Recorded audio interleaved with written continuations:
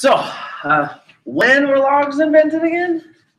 1500. Yeah, in the 1500s. Anyone remember the guy's name? John Napier. Napier, N-A-P-I-E-R. John Napier. And how many years did it take him to write his book? 20 years. 20 years, my goodness. Now, why were they invented? What was he trying to achieve? The navigation tool. Yeah, it was a navigation tool. It was a computation tool. And it allowed people to do what more quickly?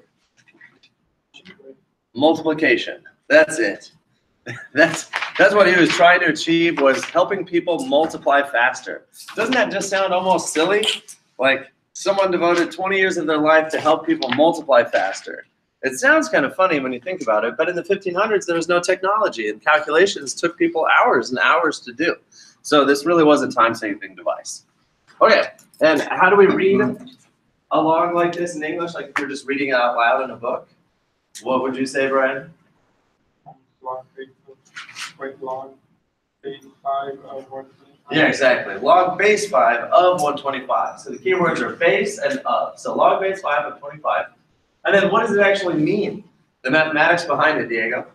5 to the what? Yeah, exactly. 5 to the what is 125, which in this context is the answer is just 3.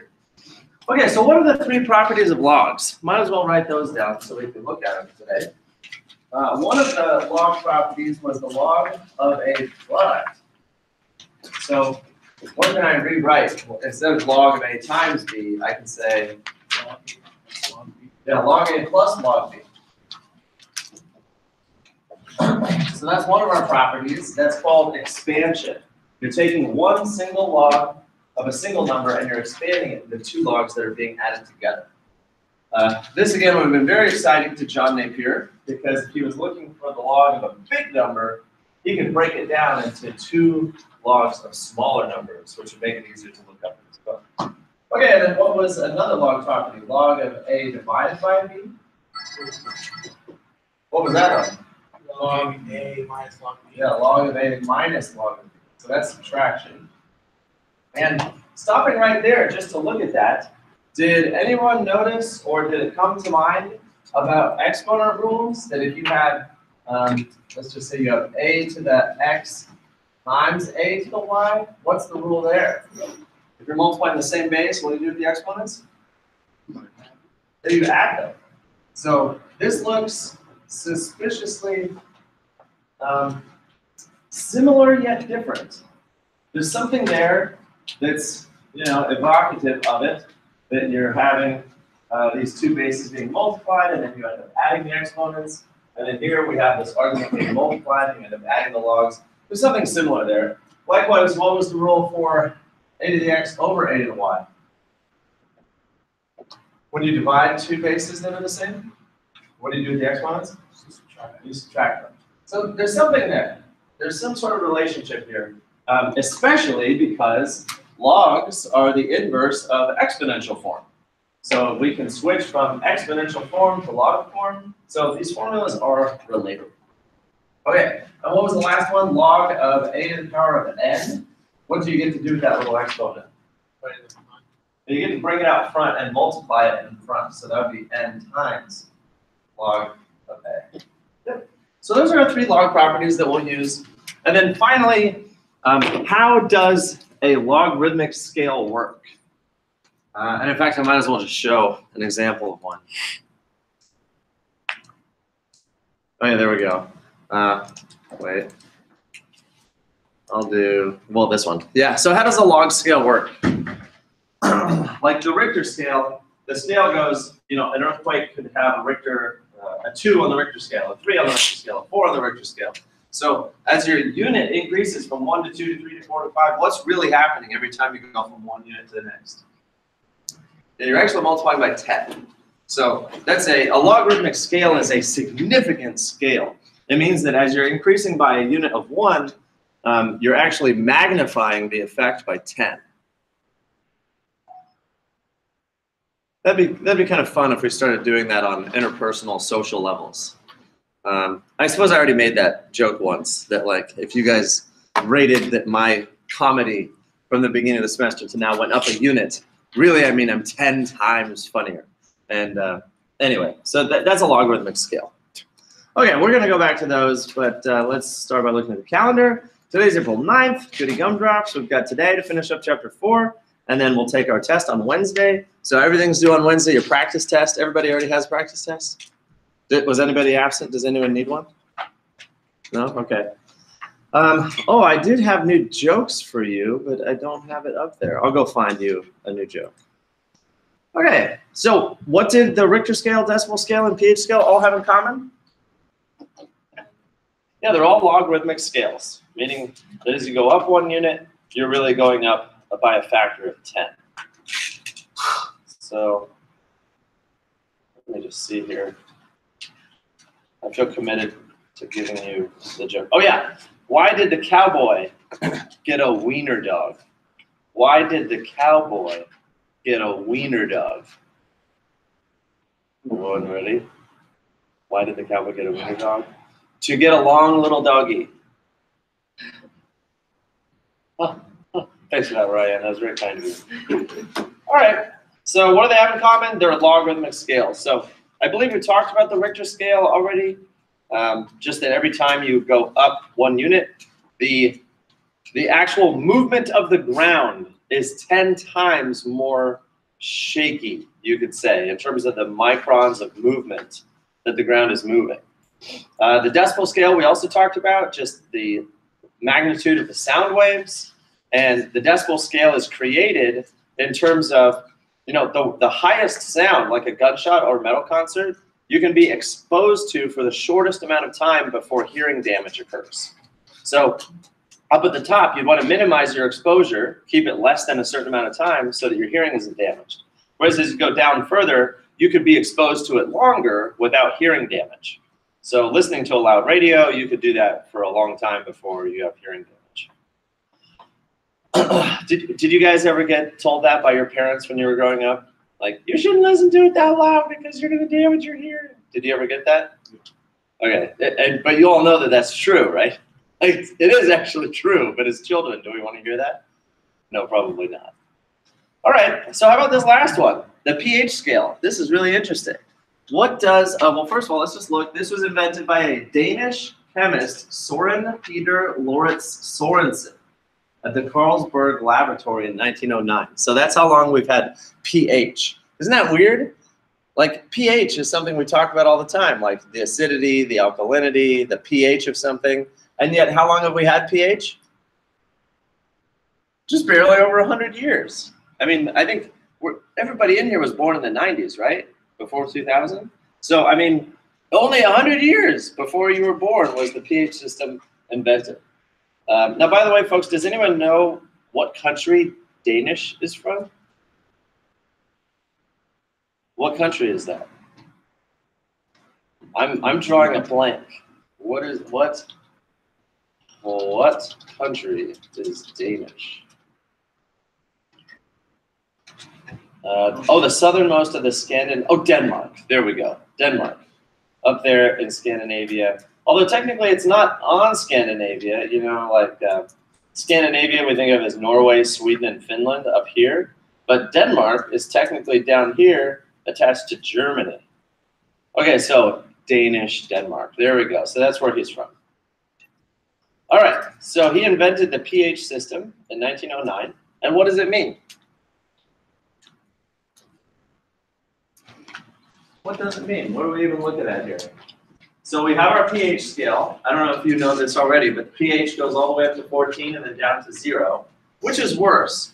If if you were to accidentally spill something on your skin, would you rather it be a pH of 0 or a pH of 14? Yeah, like down here, pH of 0 is very, very acidic, whereas way up there, pH of 14 is very, very basic. Which would do more damage to your skin? What? All of you should go ask a chemistry teacher today, because we have many. I'm pretty sure the damage will be the same. Acids and bases are both going to wreak havoc on you. They're both going to be bad. Like, for instance, the most common types of bases are like bleach and sodium hydroxide. What happens if you swallow bleach? Yeah, I mean, it's terrible for you, right? I mean, they're both equally bad. They're both bad, but for different chemical reasons. So where do we really want to be? We want to be pH neutral, which is a pH of 7. So pure water is pH 7, and that's actually the definition of acidity and alkalinity, or basicness. It is based on water. So I want to show this to you because it's fun and interesting. What does pH mean? Does anyone know the letters pH? Is it puppy handling? Is it popsicle hubris? Like, anybody know? Oh, here's another good example. Oh no! I just gave it away. You saw it, didn't you? What does pH mean? Power of hydrogen. Sounds a lot like the Power of Love, the hit song from Back to the Future. Yeah, power of hydrogen. So what does that mean exactly? pH stands for power of hydrogen. And like I said, pH 7 is water. So I want you all to watch this chemical formula. Water itself is H2O. And H2O naturally disassociates itself in water. So like when you're drinking pure water, inside that container is not necessarily H2O molecules. You're going to have some H2O molecules, but you're going to also have some H plus molecules and some OH minus molecules. It's just going to randomly dissociate. And in that cup of water that you're drinking, you'll have some H2O, but you'll also very likely have some random hydrogen atoms floating around with a positive charge, meaning no electron. So what does a hydrogen atom look like if it doesn't have an electron? Normally hydrogen has what? A single proton surrounded by a single electron. And that's what a hydrogen would look like. But H plus means there's no electron on it. So what is H plus really? It's just a single proton floating around. And then OH, that's an oxygen and a hydrogen, but it has an extra electron. So you'd have your oxygen atom, no good way of writing this, and then a hydrogen atom, but then attached to that would be an extra electron to that bond. So what are these things then? The H plus is the definition of an acid because it's a hydrogen atom, first of all, which is where this comes from, the power of hydrogen. The power of hydrogen without an electron to do damage. So if you just had a random proton, what does it really want?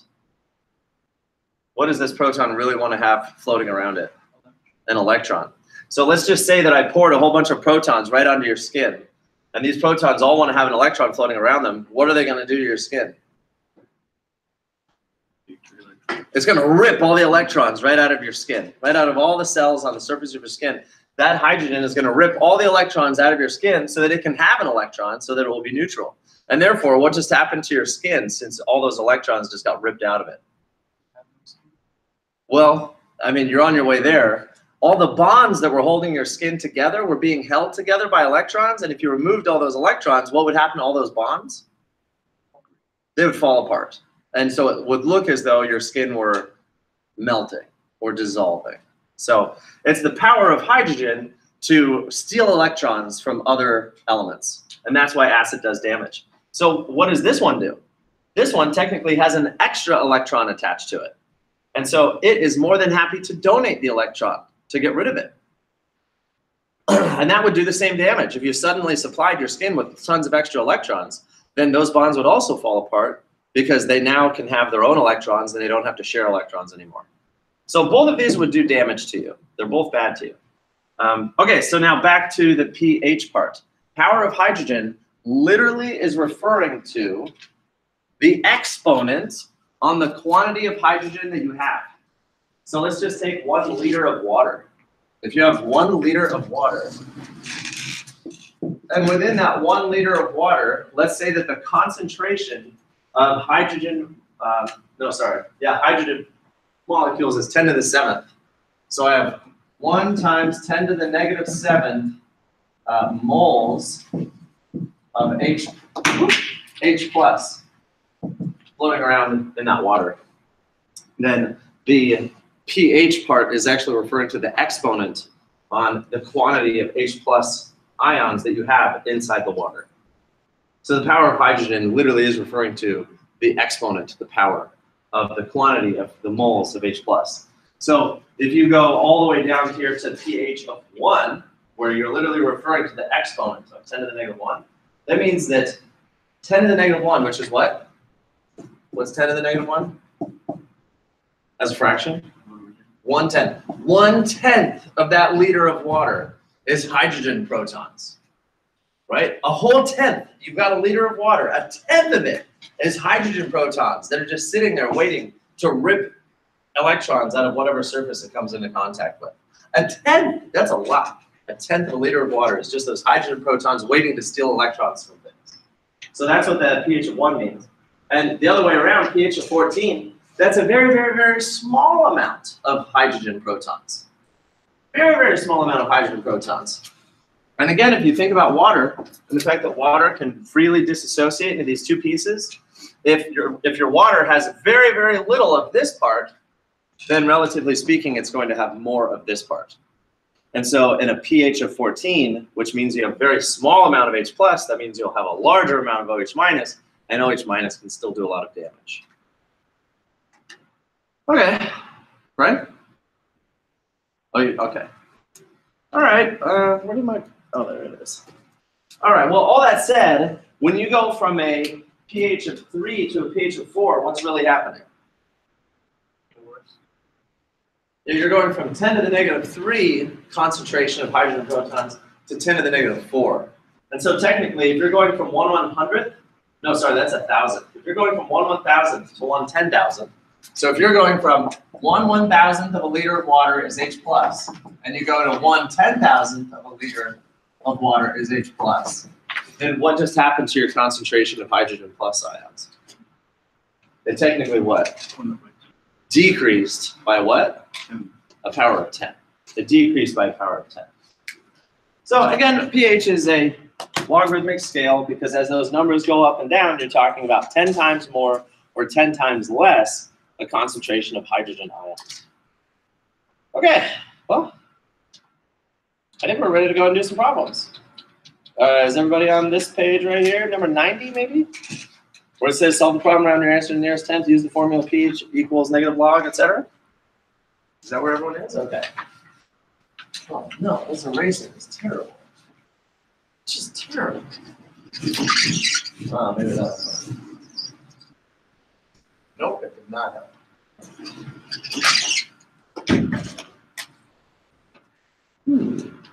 Oh, there it is. All right. So it says find the pH if that concentration, H3O plus, is really 6.7 times negative fifth. Now hold on, let's read the instructions first. Solve the problem, round your answer to the nearest tenth. Use the formula pH equals the negative log of the concentration of H3O plus. Now if they're referring to H3O plus, what's the difference between H3O plus and regular H2O? What does this one have? One more hydrogen. And it has a positive charge. So what do we know about the extra hydrogen that it has? It's missing an electron. So this is just another way of measuring pH. Technically, we're measuring how many H plus protons we have. Okay, so the formula is pH is technically equal to the negative log of the concentration. So go ahead and write that out. Concentration of H3O plus in this case.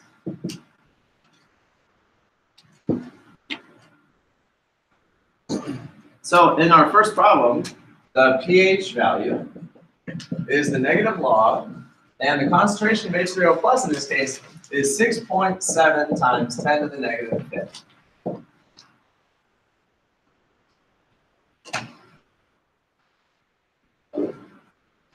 That means you have that many moles of that substance in a liter of water. So all we have to do now is just type this into our calculator. It's really that simple. We're just going to type it in.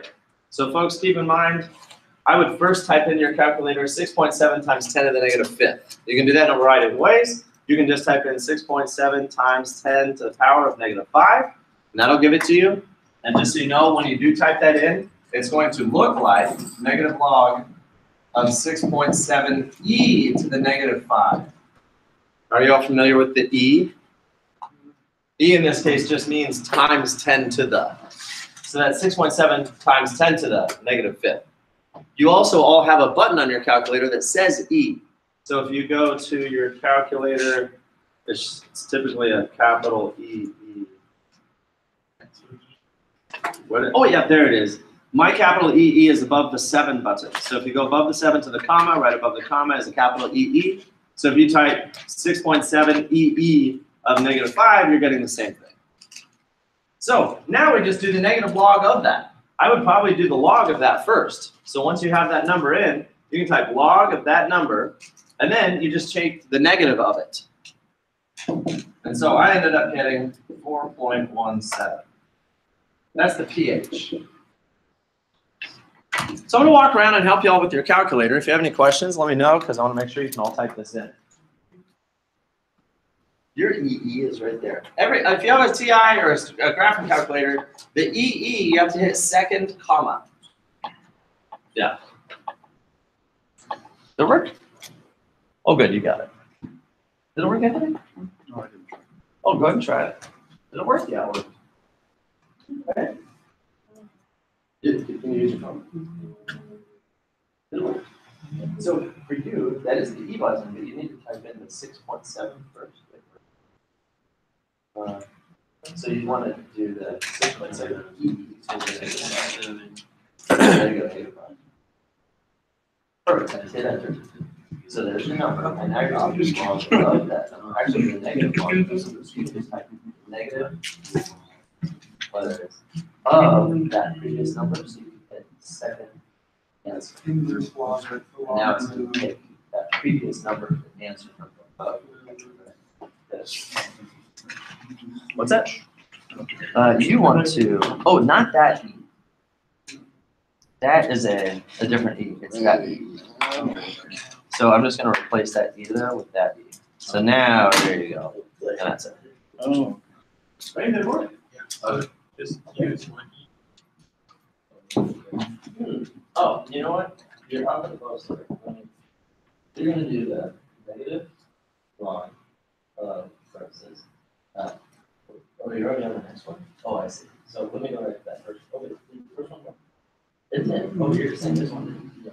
Okay, 1, and then it's.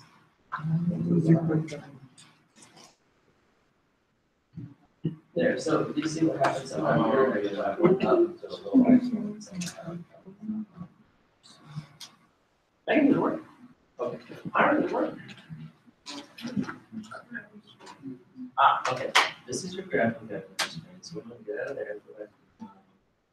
And then so you're going to do, so first of all, this so this problem would be 6.7. So that's the actual number that we're trying to calculate. But now, to do the problem, it's negative log of that. So you have negative log of that number right there.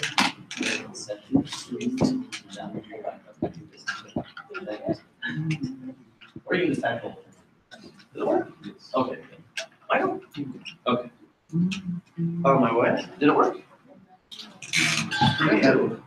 No. Yeah, so moving the decimal is just fine. You can do that. So once you put it in, you get a point.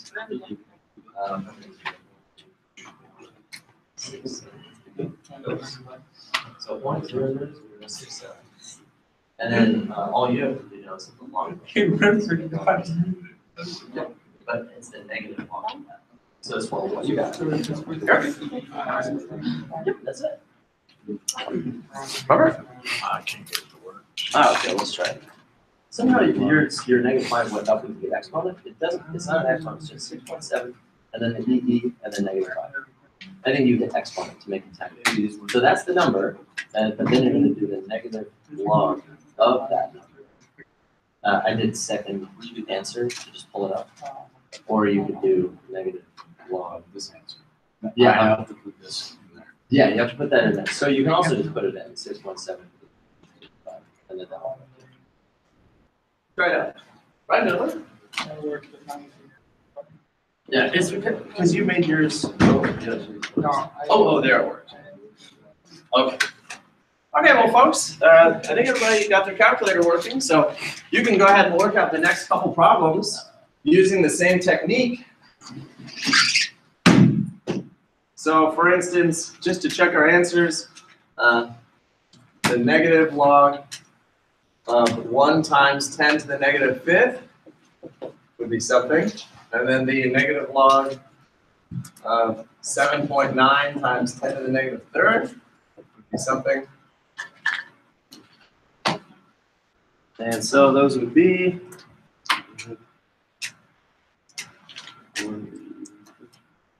oops.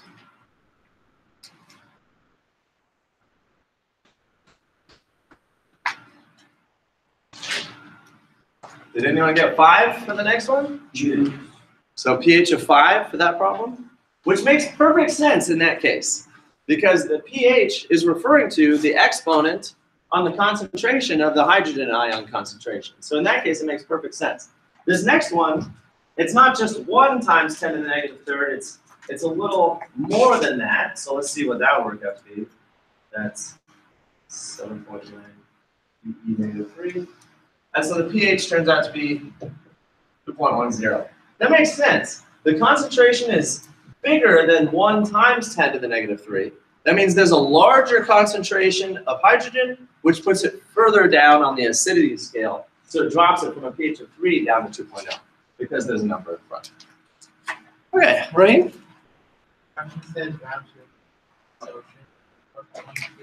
Oh, yeah. You are correct. Yes, thank you. In a test, if you did round into the I mean, I do like to see you follow the instructions and round it to the number that they say, and I do believe that I typically take off half a point if you don't round to the correct decimal. Yeah, all right, so that's pH. Calculating the concentration of hydrogen ions in a substance. It's technically, I think, the moles of hydrogen ions in a liter of water. Okay. All right, the next one, very similar. We're calculating the earthquake scale. Let's go ahead and read that together. An earthquake was recorded with an intensity that was 125,893 times more powerful than the reference level. So, I mean, look at that. We're just talking about 10 times stronger. This is 125,000 times stronger, right? So if we rounded that to the nearest power of 10, that's 100,000 times stronger, which is 10 to the power of what? 10 to the power of 1, 2, 3, 4, 5. 10 to the power of 5. So it's 10 to the 5th times stronger than a reference level earthquake. And so it's 10 to the 5th. We're looking at how many 10 timeses did you do? So we're looking at least a Richter scale of 5 because it's 10 to the 5th. Okay, then reference level earthquake. There we go. What's the magnitude of this earthquake on the Richter scale? So here's our formula. Okay, there's a couple different formulas here. Fortunately, you're given them in the problem. So the formula now is log base 10, which is just log, of I over I naught. What does I stand for again? It's not imaginary. It's right there in the problem. Intensity. Yeah, the intensity of the earthquake. And so it said that the intensity that we're given is 125,893 times more intense, more powerful than the reference earthquake. So that's 125,893 times I naught. I sub 0 is the reference level earthquake. I sub 0 is the intensity of a reference level earthquake that we've already described.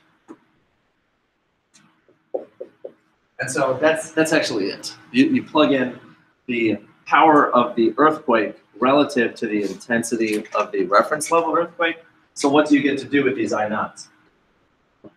You get to cross them out. And so what you're really looking at is just the log of 125,893. So you just type that into your calculator.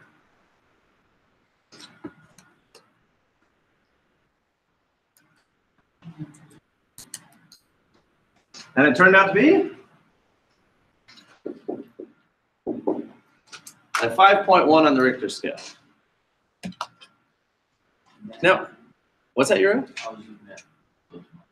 Oh yeah, in terms of its size, yeah. So what is that called? It's a small one. I forget what it says. Damage begins and fatalities are minimal. I can't.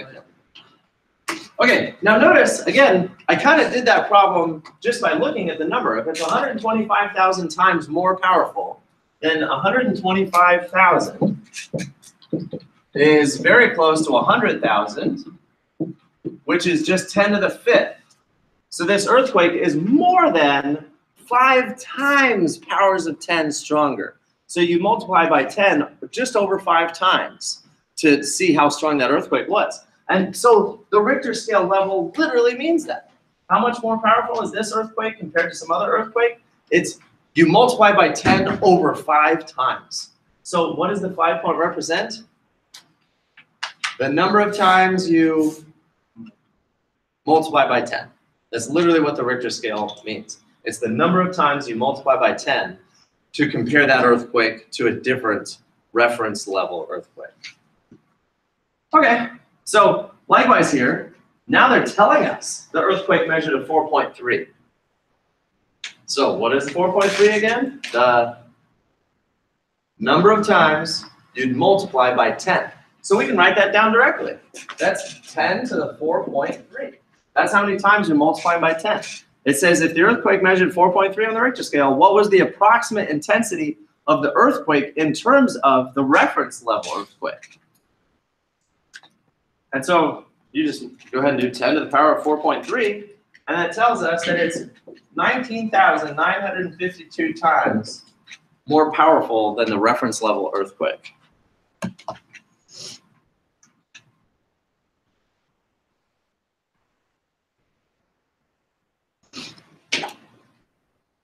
Again, the purpose of these problems is to really reiterate the message that when we look at the number 4.3 on the Richter scale, we're really talking about the number of times you multiply by 10, because that's a logarithmic scale. Because every time you go up by 1 unit, you multiply by 10. Same thing went for the pH scale. Every time you go from a pH, say, of 5 to a pH, say, of 6, you have 10 times fewer concentration of hydrogen atoms, hydrogen ions, I should say. Okay, and then finally the decibel scale. There's another formula there for us to look at. It says the loudness of a sound can be quantified in the unit called decibels. Who remembers who the decibel was named after? Who? Who? Julie? Alexander Graham Bell. Alexander Graham Bell, exactly right, because it's the decibel for Alexander Graham Bell. Okay, so the loudness of a sound can be quantified in decibels, where the number of decibels, D, is given by the formula. So once again, you'll notice that the formula has a log in it. So I'll do that one over here. So our formula is literally the number of decibels is 10 times the log of 1 over the intensity of the sound wave. Is that what it says? Oh, well, that's not 1, that's an I. That makes a lot more sense. Now notice this formula is technically the same. It's I over I naught, just like the earthquake scale, I over I naught. That's I is the intensity of what you're looking at. I naught is some reference level object. So they're saying, what's the decibel rating of a sound having an intensity of 1,000 I naught? That is, how many times are you multiplying by 10 to get 1,000? 3. So technically, if the decibel system was just a matter of counting 1, 2, 3, 4, 5, that would be just a decibel of 3. But they have technically multiplied every decibel rating by 10. Now, why do you suppose they did that? You know, the earthquake scale was just a 3 on the Richter scale, a 5 on the Richter scale, a 7 on the Richter scale. Why do you suppose they made the decibels by multiplying by an additional 10? So that instead of just a decibel of 3 or a decibel of 4, now it's decibels of 30 and decibels of 40. Why do you suppose they multiplied by 10? Instead of just a simple scale of 1, 2, 3, 4, 5.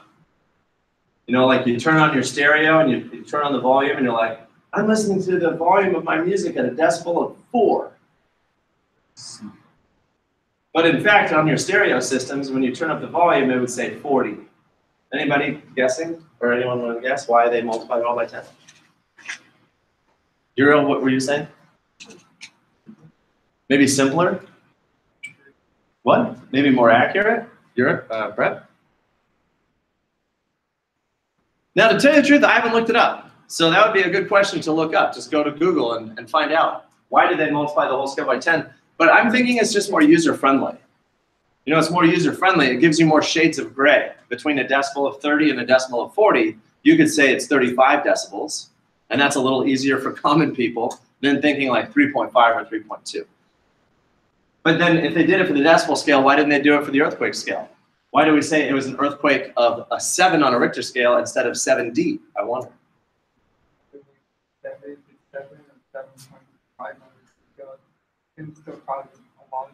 Yeah, well, yeah, that's true. So, I mean, if it's earthquakes, we call it a level 7, but if it's decibels, we call it 7D, and yet they both mean the same thing. It's 7 times that you multiplied by the power of 10, more intense than the other one.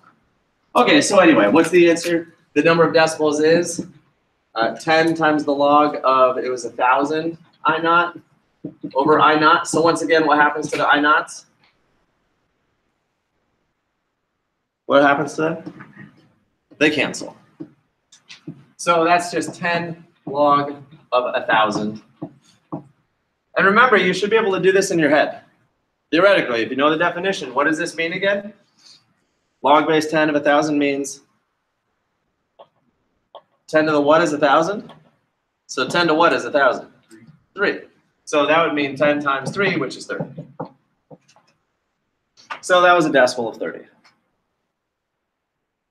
By the way, I keep on saying I naught. I wonder if I've already described that. When you have a subscript, you can have a subscript of, say, I sub 1, I sub 2, I sub 3, and so on. It's just listing different intensities. So in English, you could say I sub 0, but there's a common practice of saying I sub naught. So why not 0?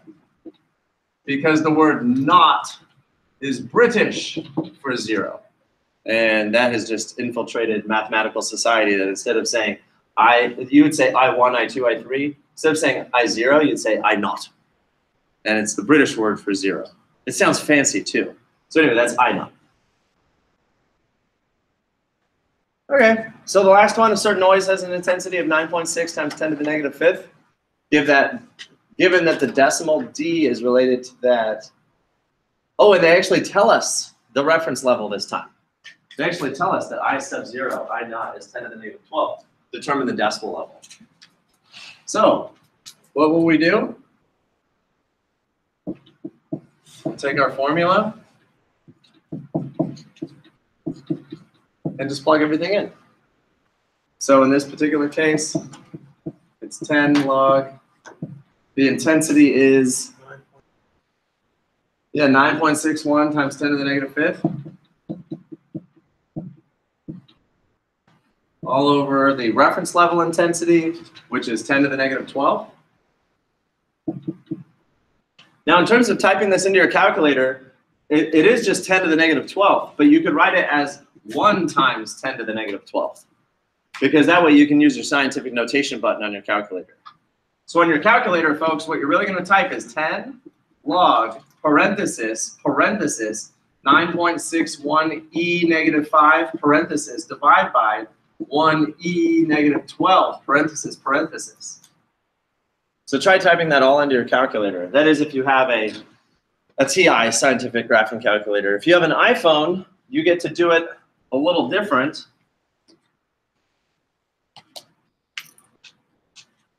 I'll walk around and, oh my gosh.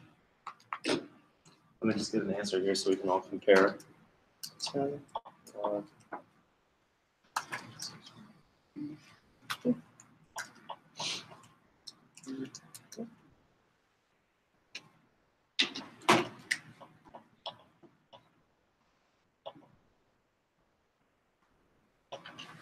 round your answer to the nearest decibel. 80. All right. So I did 9.61 5 over 10.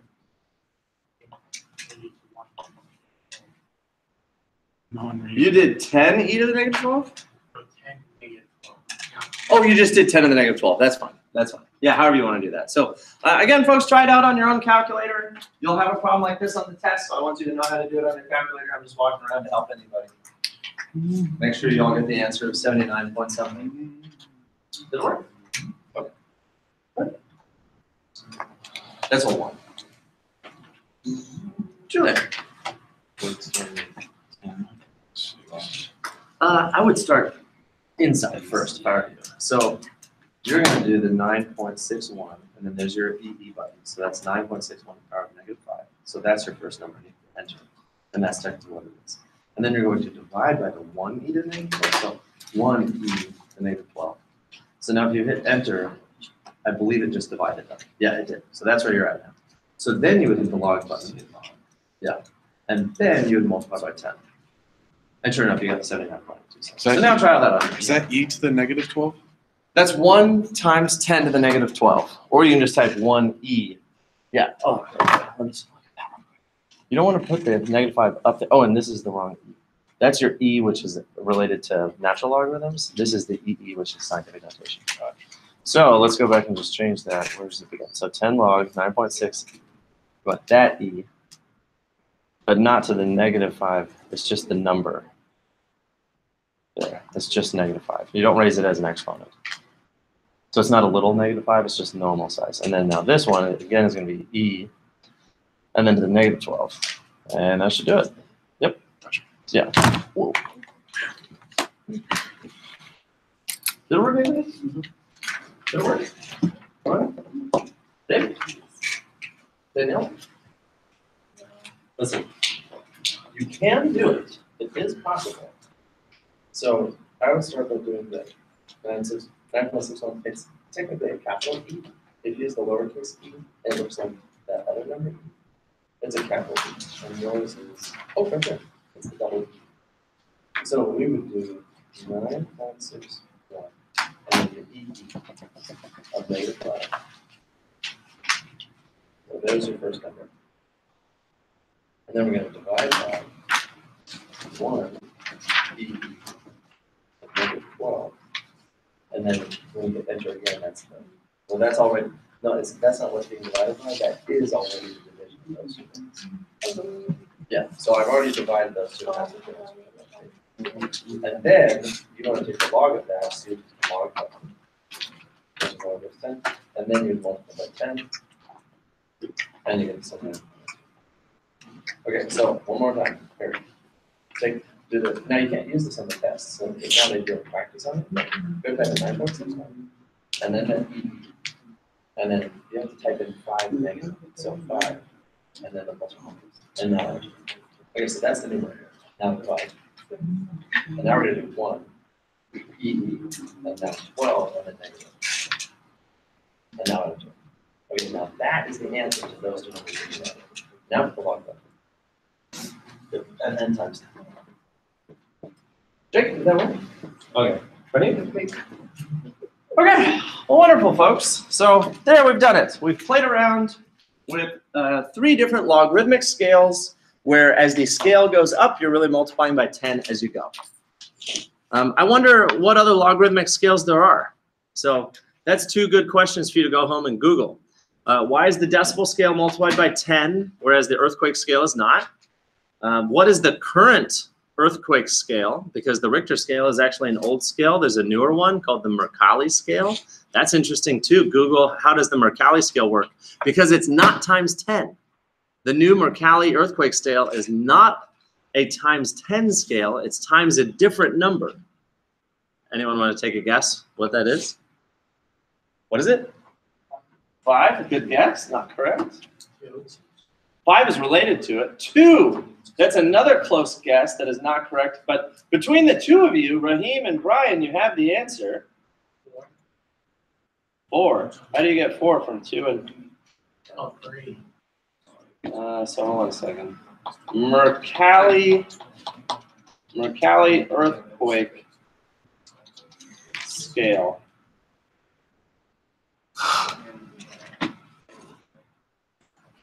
There we go. The Mercalli intensity scale.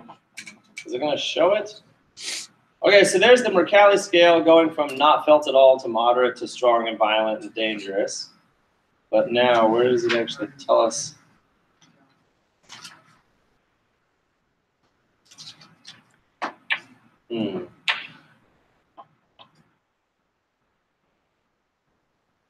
Gee whiz, it doesn't say. You'd really think that it would stay.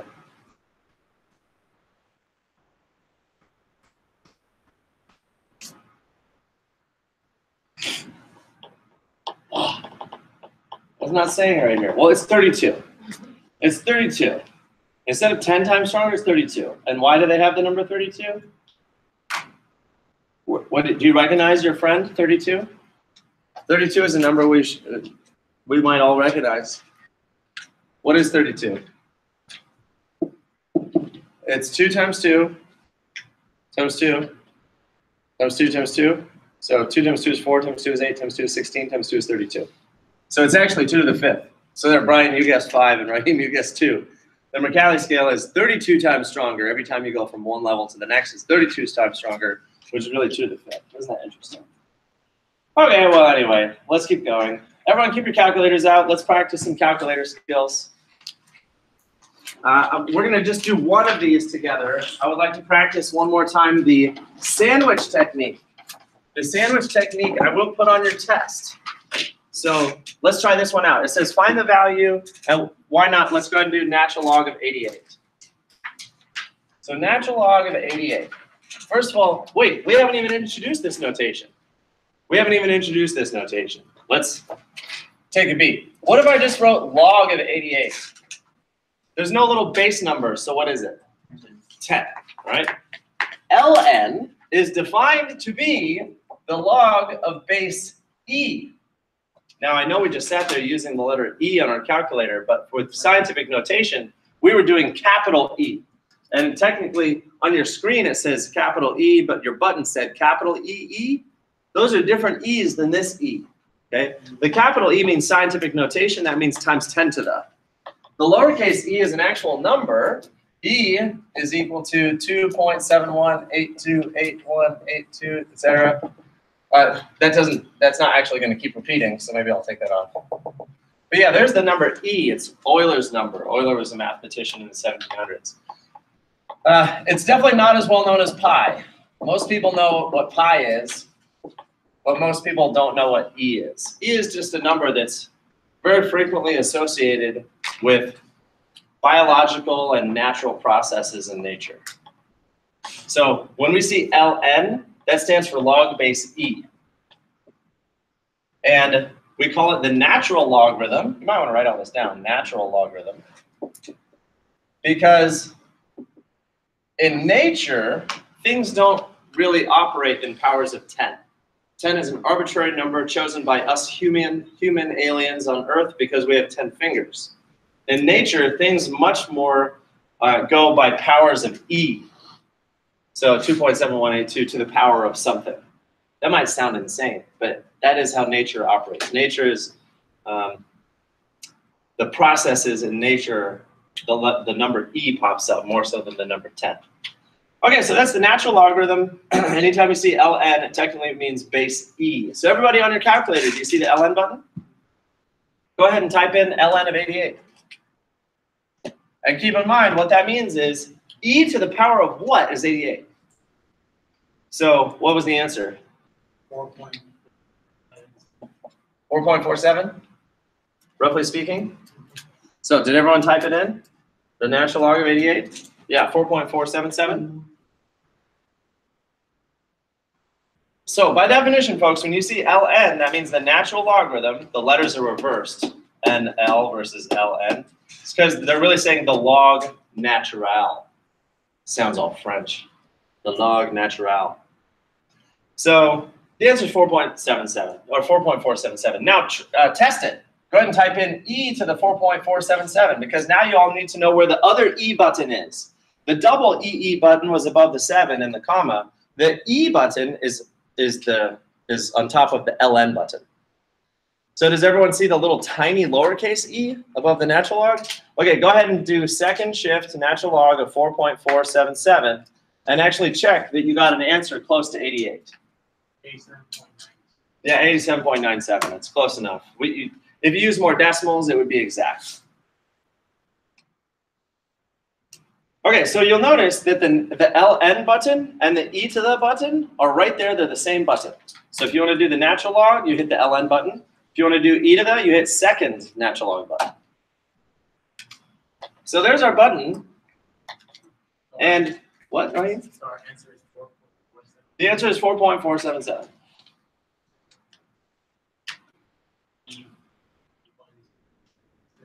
Can you what? Yeah, I just wanted you to see it to know that it actually was true. So let's try the sandwich technique again, folks. We want to, and here, I'm going to write it out all nice, and I hope you do too. So we want to find natural log of 88. What, Ryan? Okay. So we want to find the natural log of 88. And what does that mean? That's really log base e to the 88, which means e to the what is 88? Right? There's our chain of reasoning. I want to find natural log of 88. We're going to pretend your calculator won't do it for you. And that really means log base e of 88, which really means e to the what is 88. So I write down e to the what is 88. So now what we're all going to practice doing is doing powers of e until we can find one that's smaller than and bigger than. So if I do e, practice this on your calculator, e to the 1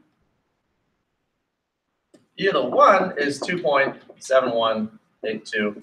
Oh, I wrote that backwards. No, I didn't. Okay, that's too small. So now I do e to the power of 2, and that's 7.389. It's still too small. So I do e to the 3, and that's 20.08. Still too small. So we do e to the 4, and that's 54.59. Still too small. So we do e to the 5, and we get 0.413. All right. Now again, at this point, it's just trial and error. You're just plugging in powers of e until you get one smaller and one bigger than what you're looking for. Yeah, Nathan. On the calculator, if you just put it into the y equals, it'll actually give you. Oh, a table. That's a great, Anthony. That's a good point. You could just do a table. Yeah, folks. On the y equals, if you put in the formula e to the power of x, and then go to the table, which is second graph, it will give you a table of values, and then you can immediately see all the values I just typed in. Okay, so here's our sandwich. We want e to the x is 88. So I would box that if I were you. Put it in a box, and what we're saying is we want e to the what is 88. And right now we have it sandwiched between e to the 4 and e to the 5. So e to the 4 was too small, e to the 5 was too big. So what do you think should be our guess? Now remember the method. You take the 4 and the 5, you put a decimal, and you tack on a 0. So we're looking for an exponent between 4.0 and 5.0. So we're really looking for a decimal of 4 point something. So what should we guess first? E to the 4 point what? Is 88 closer to 54 or closer to 148?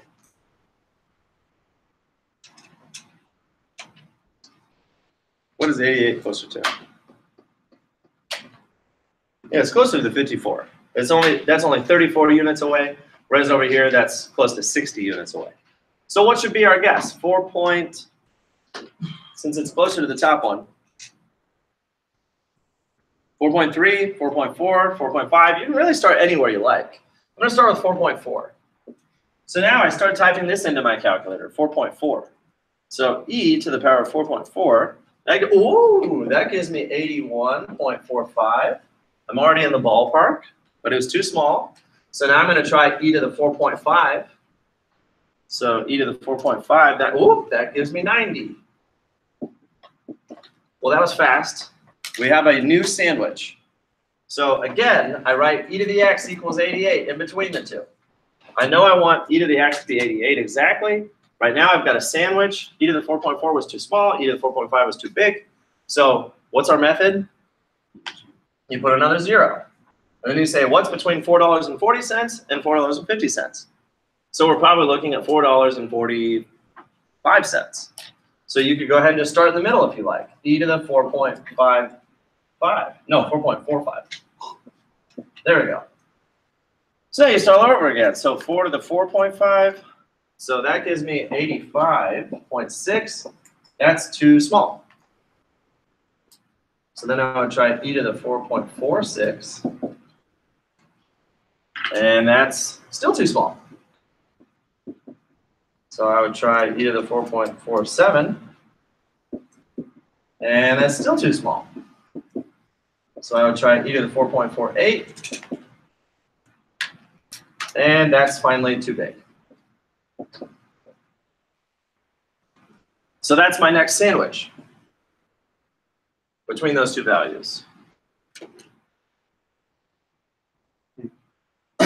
So again, you would tack a 0 onto the 4.470 and the 4.480. And now you know you're looking for an answer between 4.470 and 4.480. So probably 4.47 something. We can stop there, folks, because by the way, what was the answer? Yeah, 4.477. So we're getting close.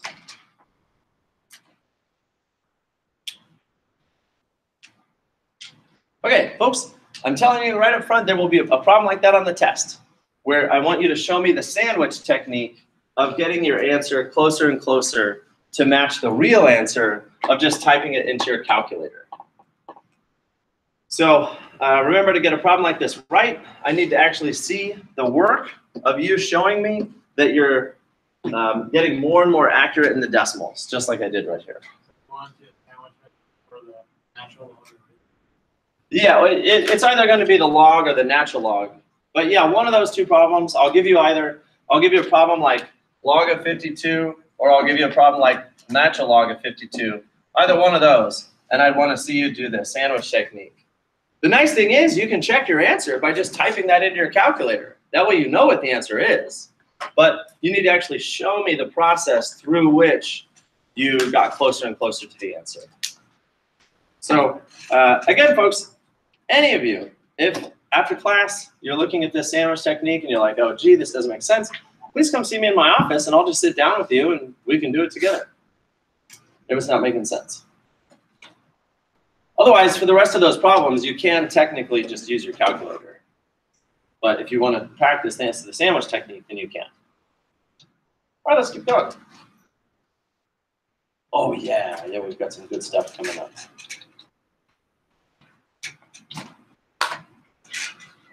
Hey, it's break time. Here we go, folks. I want to finish at least one more problem before we go on break. So it says here the logarithmic function negative 100 plus 87 natural log of x. Oh, come back up here. Whoa.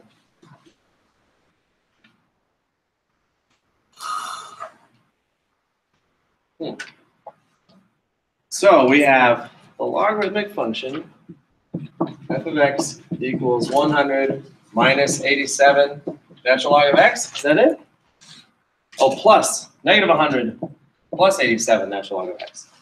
It models the number of visitors to a certain country's museums, where x is the number of years since the initial recording of the number of visitors. So x is the number of years since they started keeping track. Use the function to estimate the number of visitors in year 60. So again, what does the x represent? The number of years since the initial recording. So what are we going to plug in for x? 60. And that's it. This is just a function giving you an estimate of how many people are visiting museums. So just type in your calculator, negative 100 plus 87, natural log 60. Go ahead and type it right in.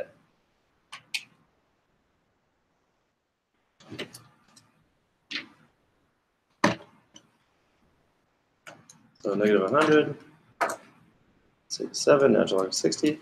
Did anyone get 256.2? 256.2, that's what I got.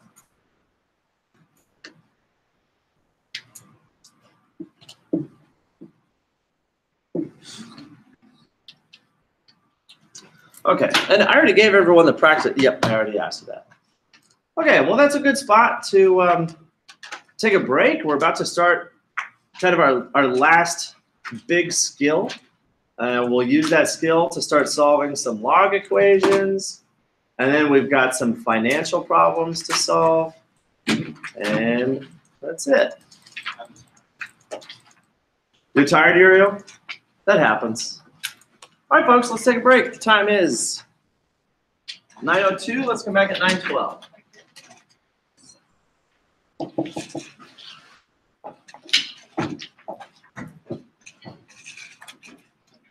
There's up here right there.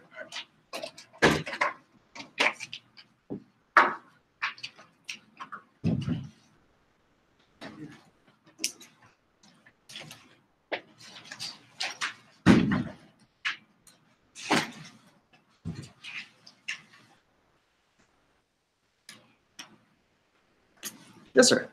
Why does one equal to the other person? It's like, Oh yeah, why do they multiply the decimal scale by 10, whereas the earthquake scale, they don't? I think it's to make it more user-friendly, but I could be wrong.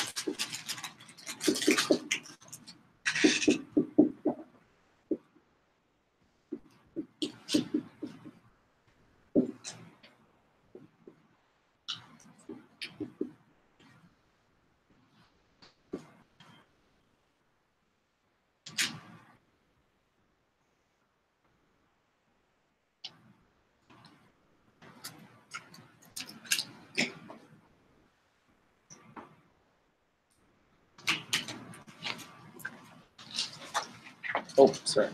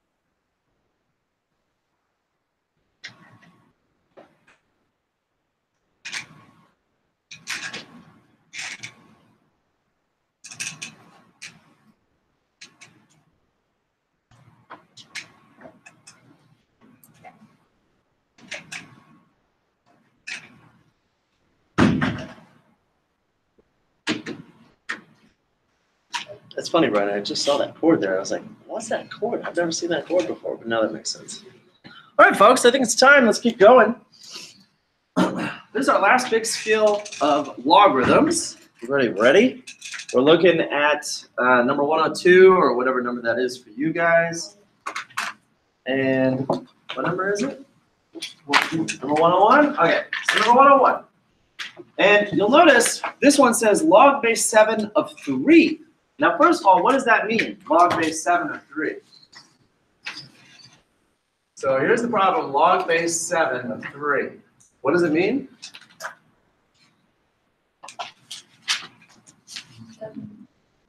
7, say it, go ahead. 7 to the? Yeah, 7 to the 1 is 3, right? Now, that's what it means. So log base 7 of 3 means 7 to the what is 3. Now, most importantly, look at the base. It's a base of 7. Does your calculator have a log base 7 button? No. What's the only two bases your calculator knows? Base 10 and base E. That's it. So you have the log button and the ln button, and that's it. So you don't have a log base 7 button. So everybody do this with me once. We're just going to explore where this formula came from, because there is a simple formula for doing log base 7 of 3. So here's how it goes. You say, well, log base 7 of 3 means 7 to the x equals 3. So in algebra, remember in algebra, you can do anything you want so long as you do it to both sides, right? You could add 20 to both sides. You could divide both sides by 3. You could multiply both sides by 100. In algebra, you can do anything you want so long as you do it to both sides. What we're going to do is take the log of both sides. Interestingly enough, that's another valid algebraic move. So long as you do something to both sides, you're allowed to do it. So now we have log of 7x equals log of 3. There we go. Yeah, I took the log of both sides. Literally, I just wrote the word log in front of both of those expressions. Now, what's our goal anyway? Our goal is to solve for x, to figure out 7 to the what is 3. So our goal is to solve for x. So let's solve for x. Right now, what could we do to get x out of that numerator? I'm sorry, out of the power. Now, we can use this log property right here. The log of a to the n, I can bring that exponent out front and have it there as a multiplying number. So let's all bring the x out front. And so now we have x log 7 equals log 3. Oh, I should have said this, but by the way, what log base is this now? Since I took the log of both sides, what base is log? If you just write log, it's base 10. So now I have x of log base 10 of 7 equals log base 10 of 3. I can solve for x now. Right now, x is being multiplied by log 7. So I just divide both sides by log 7. Another standard algebra move. You can do whatever you want as long as you do it to both sides.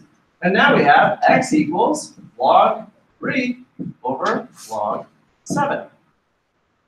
And again, if you don't write the base, that means that's base 10. So this is wonderful. This tells us that you can rewrite this log, which is base 7, which your calculator does not know. You can rewrite it as log base 10 of 3 divided by log base 10 of 7, and your calculator does know base 10. You divide it, yeah. So that's the answer. The answer is that the original problem, log base 7 of 3, is equal to x, which is log 3 over log 7. That's the final upshot. That's what we're going to memorize. This is called the change of base rule. Change of base rule.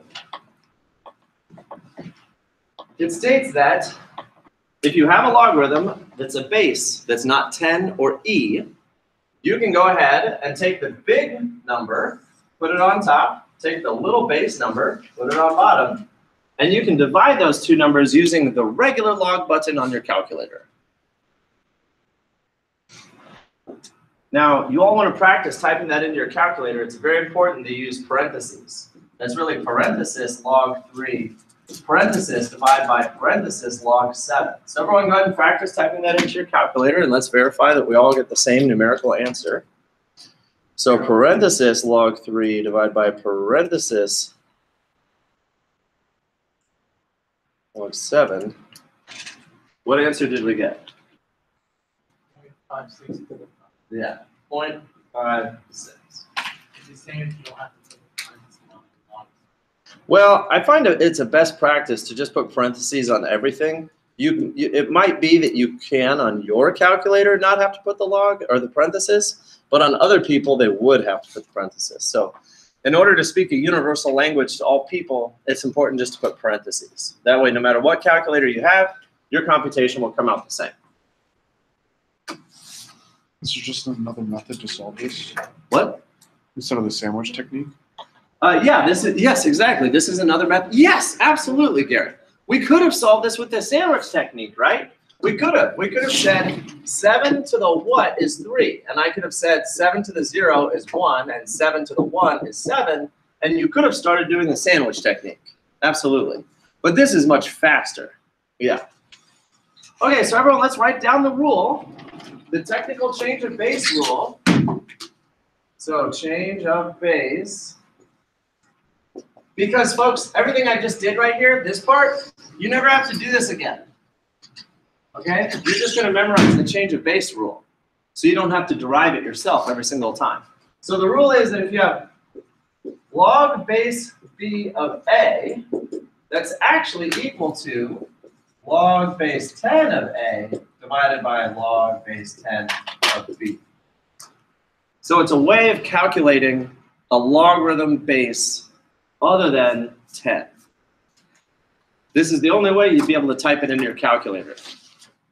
Again, you don't have to write the little 10 right there. It's just assumed that if you use the word log, it's base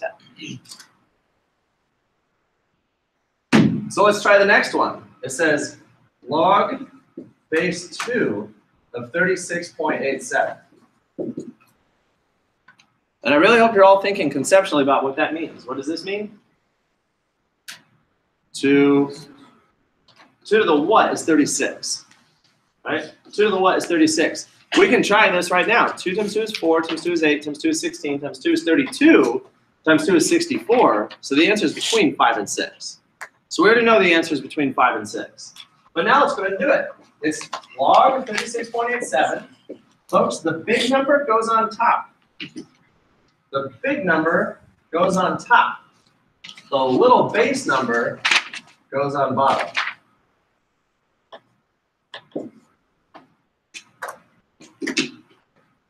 I mean, doesn't it already look like the 36 is over the 2? By virtue of the fact that 36 is big and the 2 is tiny, it already looks like it's 36 over 2. And that's, in fact, how the formula works. Okay, so type that one into your calculator. What do we get? Log 36.87 divided by log 2. Yeah, 5.2. 5.204 anyway. And keep in mind, that's exactly the answer we would have gotten using the sandwich technique.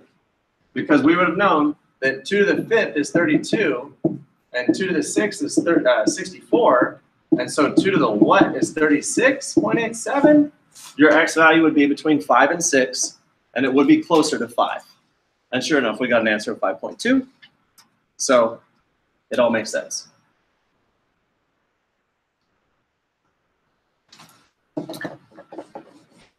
Whenever I hear the phrase change of base, I always think of the 90s hit sensational group Ace of Base.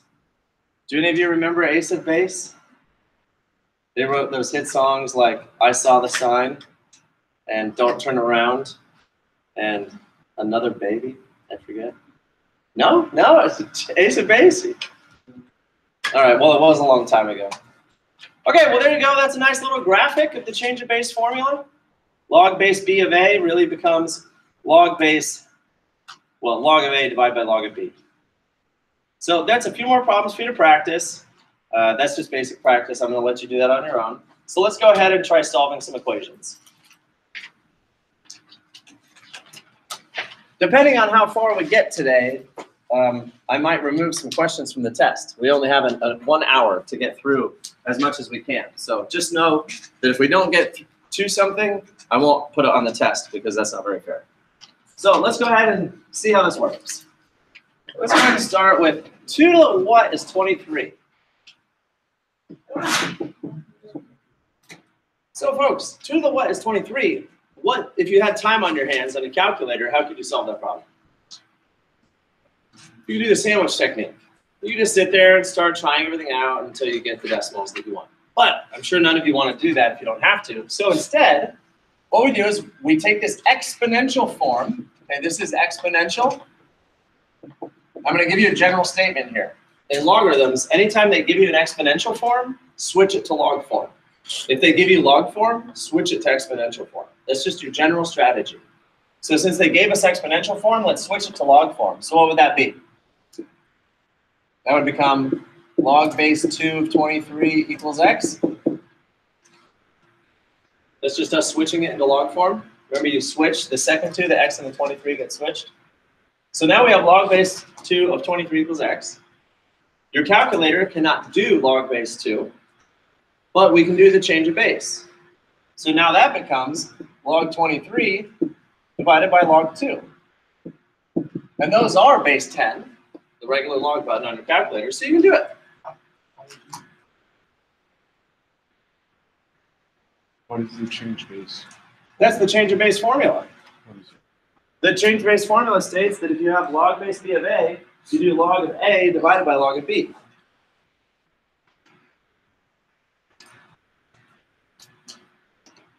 And that you just type into your calculator.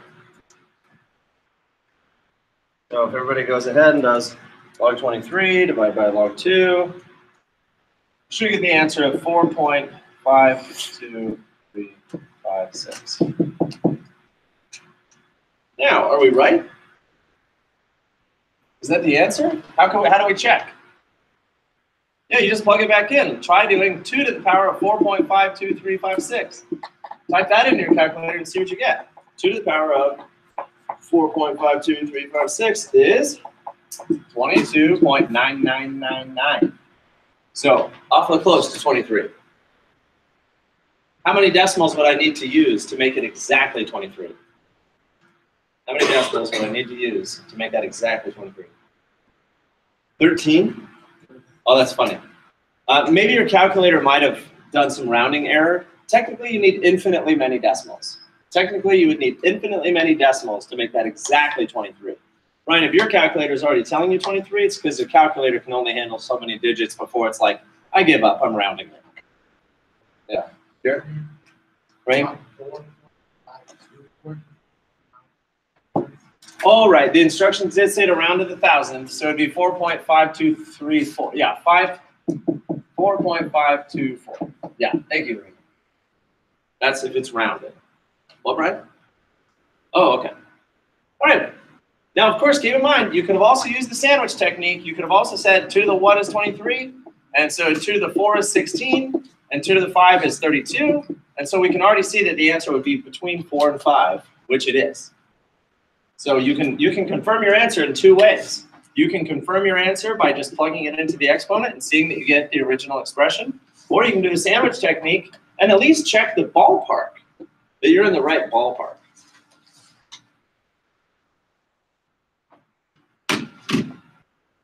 All right, let's try another one. The next one, 2 to the x minus 3 equals 15. Now notice, this is a really nice, decent problem.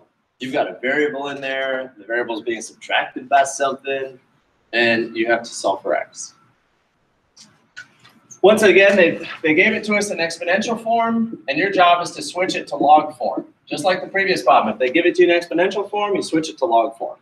So here they gave it to us in exponential form, so what's the first thing we should do? Switch it to log form. All right, that's your first step. If they give you a problem in exponential form, switch it to log form. Because now we can go ahead and solve this. How do I rewrite log base 2 of 15? Using the change of base, we have log 15 over log 2. And that part you just type directly into your calculator.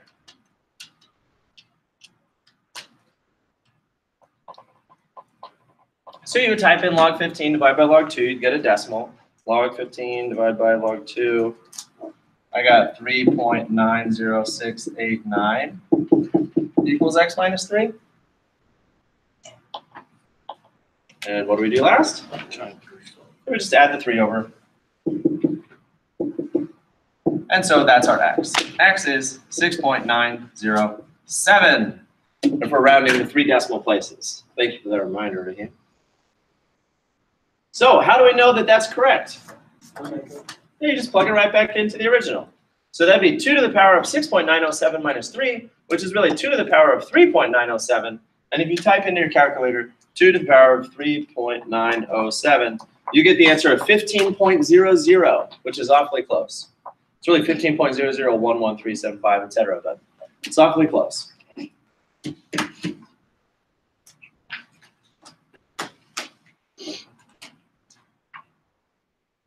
Okay, that's 2 examples of solving an exponential equation.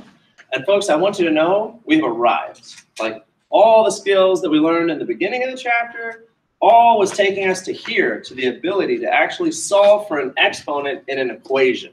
Okay, this is the capstone. This is what the chapter was trying to allow us to do, was solve any given exponential equation. So like, look at this next one. 3 to the power of 3x minus 3 equals 24. What a great problem. You know, this is sophisticated. You've definitely got a variable in there. The variable is being manipulated. It's in an exponent. It's an equation. This is a real good problem. So what do we do first? Yeah, write it in log form. This is exponential form, so we want to write it in log form. So what is it in log form? Let's see here. How about Megan? What is it in log form? Yeah, log base 3 of 24. Yeah, equals 3x minus 3. Now, log base 3 of 24, keep in mind you can always try to do this in your head. 3 to the 1 is 24. 3 times 3 is 9 times 3 is 27. So that's too big. So it's between 3 squared is 9 and 3 cubed is 27. The answer is 2 point something.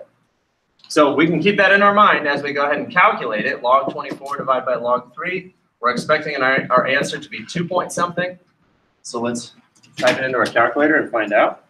So it's log 24 divided by log 3. Uh-oh. It's because I didn't close my parentheses. I got the wrong number in here. It wasn't between 2 and 3. And it's because I didn't close my parentheses, folks. I know, you got to close your parentheses. The actual answer was 2.8927. Now, but you see, folks, had I not ballparked this in my head to be 2 point something, how would have I ever known that the answer I got was wrong?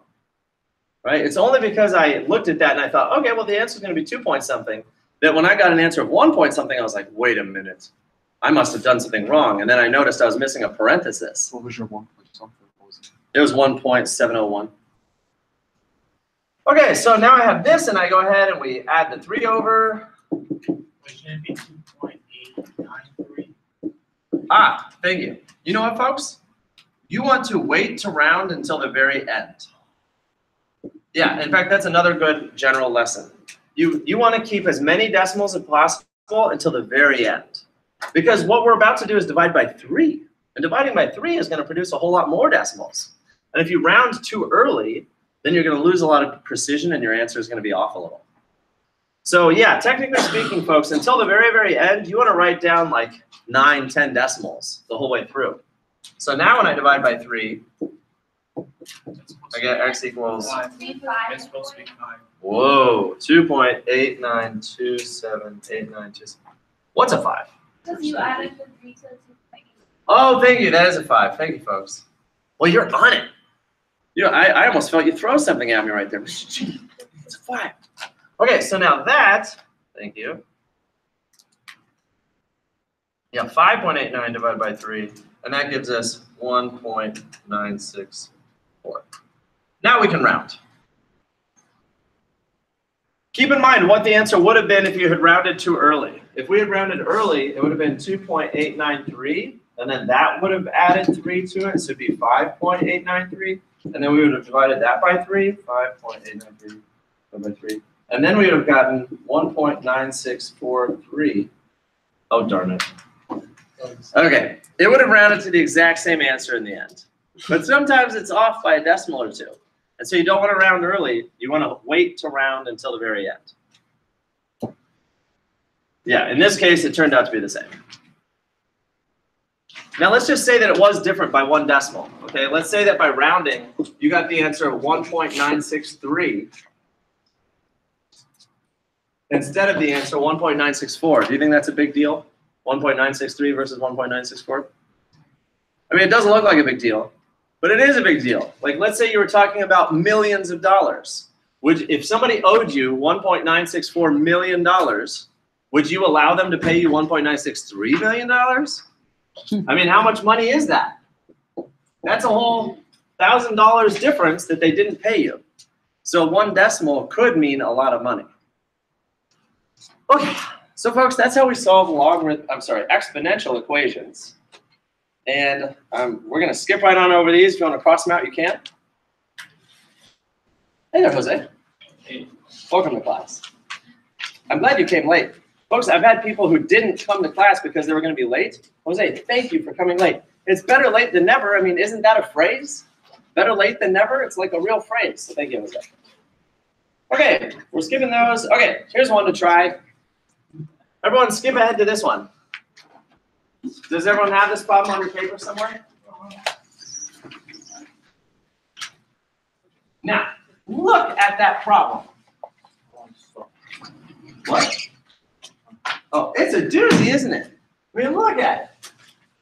Previous to a week or two ago, if you had seen an expression like that, you might say, whoa, what the heck is that?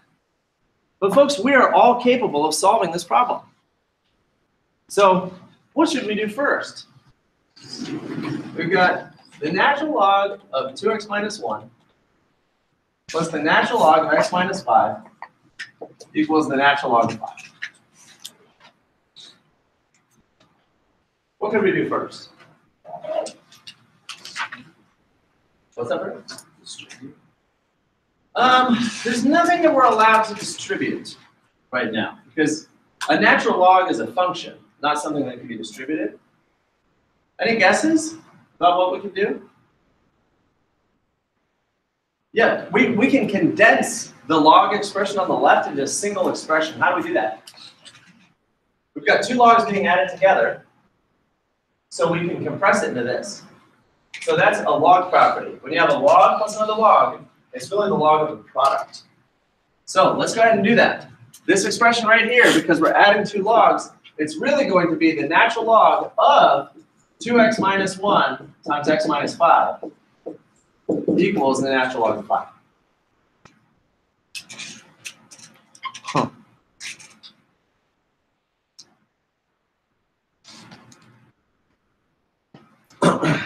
Now, folks, do you remember when we had problems like this, where it was like 2 to the x equals 16? And the methodology was to make the bases the same so that the exponents could be equal. So we rewrote 2 to the x, we rewrote 16 as 2 to the 4. And remember the strategy was that if the bases are equal, the exponents are equal. Do you remember that strategy? Okay, so look what we have here. We've got log of something equals log of something. What does that tell you about this and this? What must be true about this expression and the 5? If log of this equals log of that, what must be true about this and the 5? They must be equal. They must be equal to each other. They have to be, by sheer force of logic. That if you're taking the log of something and it's got to equal the log of 5, well, this whole thing had better be equal to 5. Because this is already log 5. So this over here had better be log 5 as well. So this, 2x minus 1 times x minus 5, has got to be equal to 5. Now you'll notice, to go from this step to this step, we used a log property. This is interesting. To go from this step to this step, we use the log property that the sum of logs is the log of the product. To go from this step to this step, so that was a log property. That was a log property. To go from this step to this step, that was sheer logic. So you just cross out the log? Yeah, you essentially cross out the natural logs. You're not really crossing them out, but yeah, you could say that. Now, someone over here was going to raise Well, that was my question. as if you just cross them out. Yeah. I mean, essentially, you're crossing them out, but for the logical reason we're discussing. It's a logic thing. Okay, so now, folks, what do we do? Notice, is this an exponential equation anymore? Is it a log equation anymore? This is just a basic quadratic. So we would have to FOIL it out. So 2x squared minus 10x minus 1x plus 5 equals 5. We just FOIL the whole thing out, and we're just going to solve it like a normal exponential, like all the way back in chapter 2 or chapter 3. So we can combine like terms, and what can we do with that 5? Cross it out. We can cross those 5s out because there's 1 on both sides of the equation sign. So we really have 2x squared minus 11x equals 0.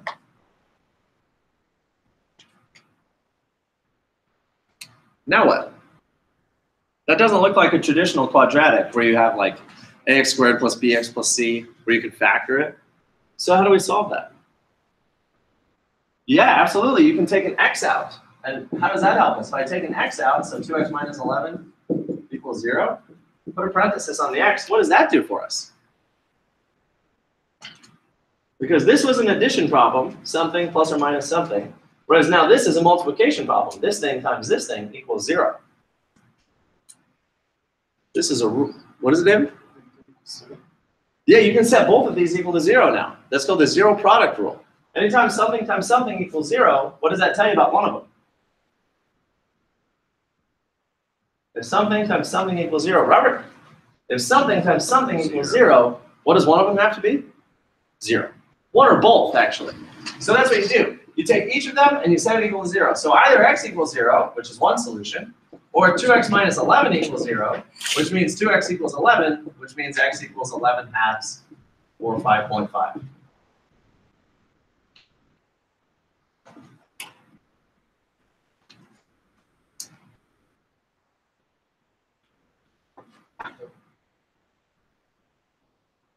So those are the answers.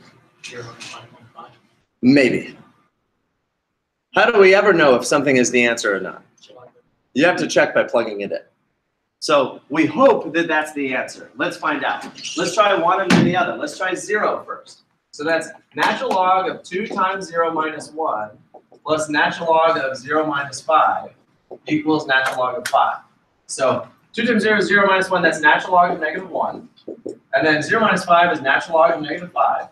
And then that's natural log of 5. So, is that a true statement? Everybody try plugging that into your calculator. What's the natural log of negative 1? Type it right in. ln negative 1. What does it say? Error, undefined. This is actually undefined, and this is actually undefined. What does it say? Yeah. So, folks, something we should make a note of that we've never noted before, you can't log a negative number. You cannot take the log of a negative number. You can try it on your calculator, but it doesn't work. It's an undefined error. So you can't log a negative number, you can't square root a negative number, and you can't divide by 0. These are 3 things you cannot do. Right? You know you can't divide by 0, that's undefined. You know you can't square root a negative, that's undefined. And you can't take the log of a negative number, that's also undefined. So what does that tell us about the solution x equals 0? It doesn't actually work. And so what do we call a solution that algebra gives us, but it doesn't actually work? Extraneous. So that solution is extraneous.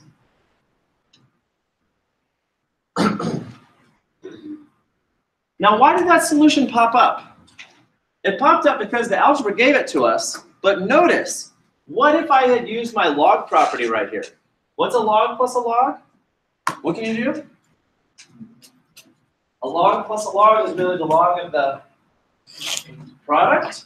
Watch what happens right here. What if I do the log property of log negative 1 plus log of negative 5? That becomes natural log of negative 1 times negative 5. What's negative 1 times negative 5? Regular 5, which is equal to log of 5. So see, if we were allowed to do the log property right now, it would actually condense down to log of 5. But in order to get to that point, you have to pass through this undefined territory, and so you're not allowed to. You can't pass through something that's undefined and just force your way through to something that is defined. As soon as you reach something that's undefined, you're done and you have to stop. But we can see at least why the algebra gave us that solution, because technically, what did we do in the very beginning? What's the first thing we did? What was the first step we did? We did that log property, this very same log property right here. And so by doing that log property, it gave us a solution that we technically are not allowed to have.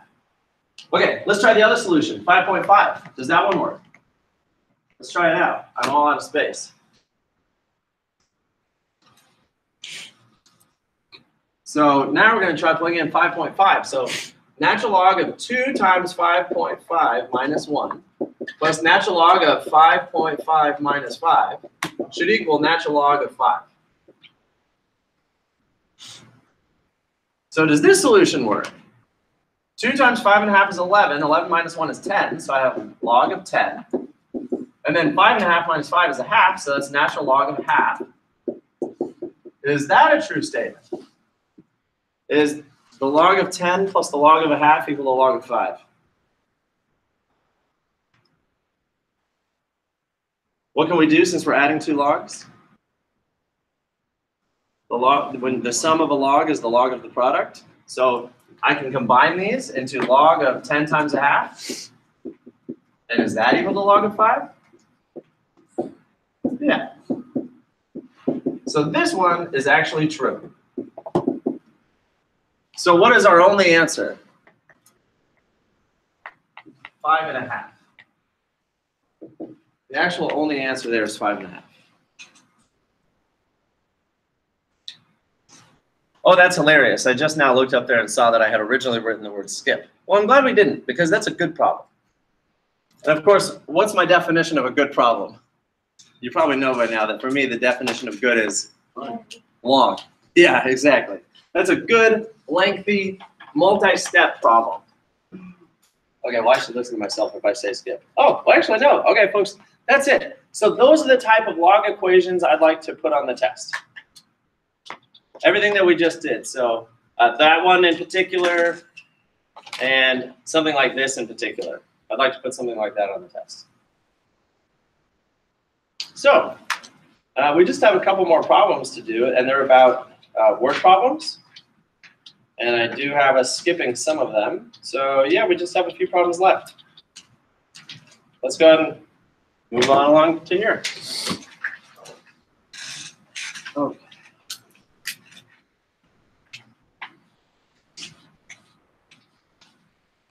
Didn't we do a money problem just the other day about investing money in compound interest? I feel like we did. So let's take a look at what it says. It's a really good question. This is a practical question. How long must $4,400 be in the bank at 3% compounded annually to become $5,913.23? So we're asking a very practical problem. We're saying you happen to have $4,400 burning a hole in your pocket, right? You know, you wake up in the morning, you check your jeans, you're like, oh my gosh, there's that $4,400 that I have, right? So you're like, what should I do with this $4,400? I'll invest it at the bank and wait, and then I'll have more money. And so what question are we wondering? How long do we have to wait? How long do we have to invest that $4,400 at a bank at 3% compounded annually to become $5,913? So first of all, how much money are we making, roughly? Roughly speaking, how much money?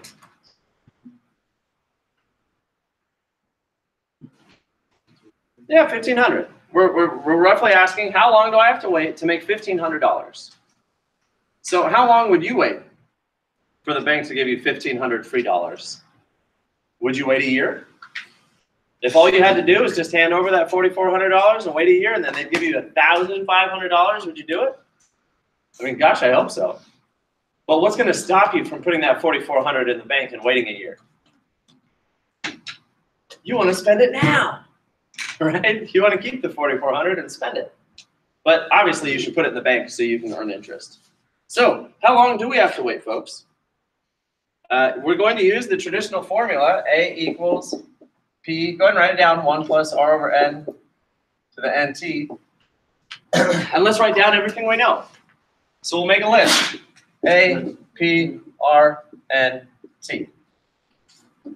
We want to use that formula. Let's write down everything we know. So how much, what does A stand for again? Yeah, the amount at the end. So how much do we want to have at the end?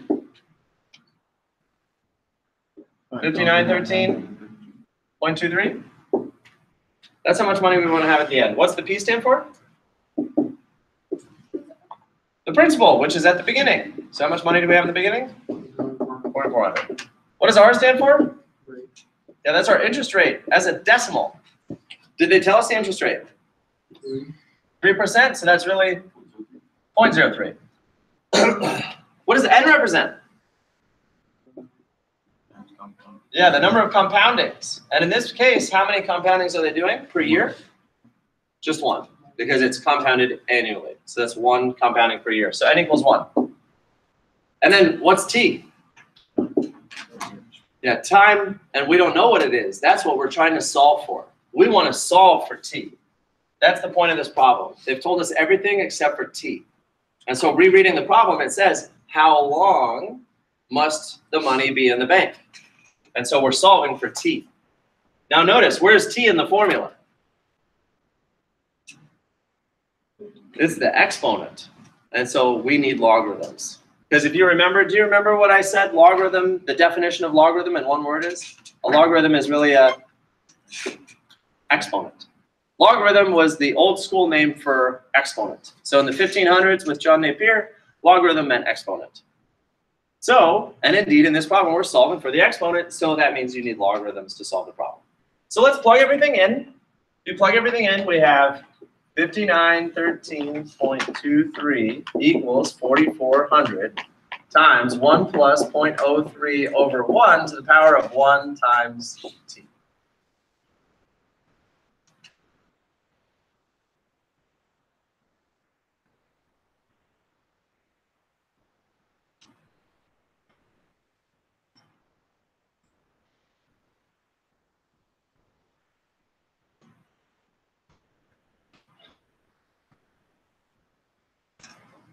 So what can we do with all that?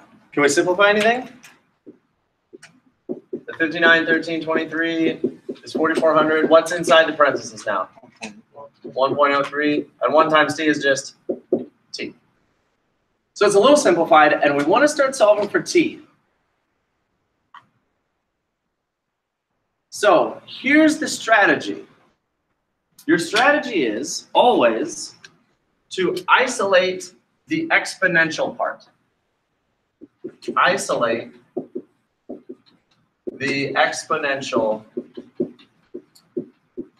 Boy, this red marker is not very red. Sorry. So put a box around it. We want to get 1.03 to the t by itself. What's currently happening to 1.03 to the t? It's being multiplied by 4400, so how do we get rid of it? Divide by the 4400. Isn't that the name of a movie on Netflix, the 4400? I think it's a show. It's a show? Yeah, show, not a movie. Okay, so 5913.23 divided by 4400. It's a lot of decimals. How many should we keep? All of them. So now we have this. 1.03 to the t equals 1.3439, etc.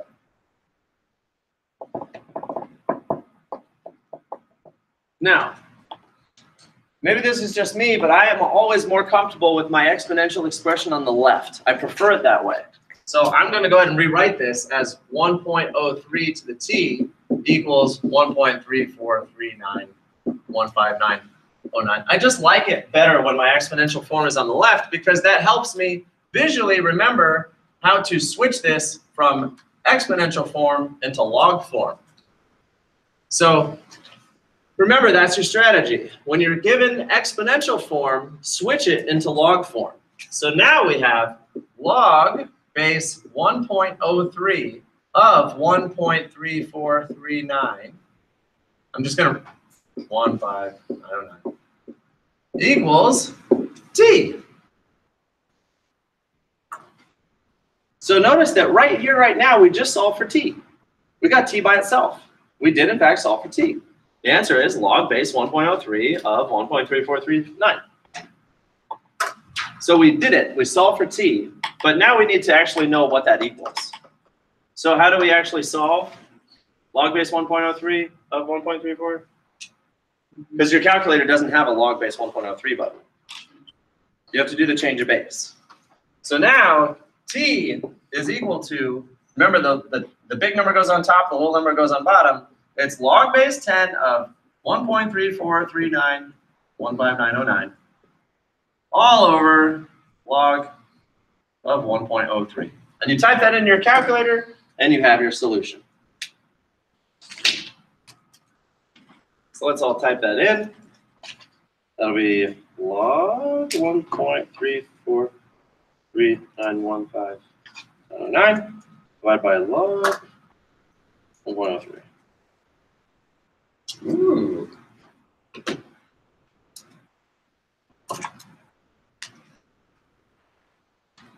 Got 9.99. I got the same thing. Did everyone else get log 0.9999 something? Jesus. 9.9999 something. It's not 999 forever. But had we been able to keep more decimals in our expression, we might have found that it was exactly equal to 10. So if we round 9.99999, what does that really mean? 10 years. Okay, now how many of you are willing to give up the $4,400 for 10 years in order to make $1,500? Yeah, maybe now a little less. After all, let's say that you make $1,500 in 10 years. How much money are you making per year? 150 bucks. Now, is that worth you? Is it worth it to you to not be able to touch that $4,400 and only receiving $150 a year? I don't know. That's a strong temptation, isn't it? I mean, if you got $4,400 in cash, you're probably like, I'll just spend the money. But I mean, it's such a bad idea. Don't just spend the money. You should probably save some of it. Or at least make sure you only spend it on something worthwhile, not pizza. All right, let's try another one, folks. Okay,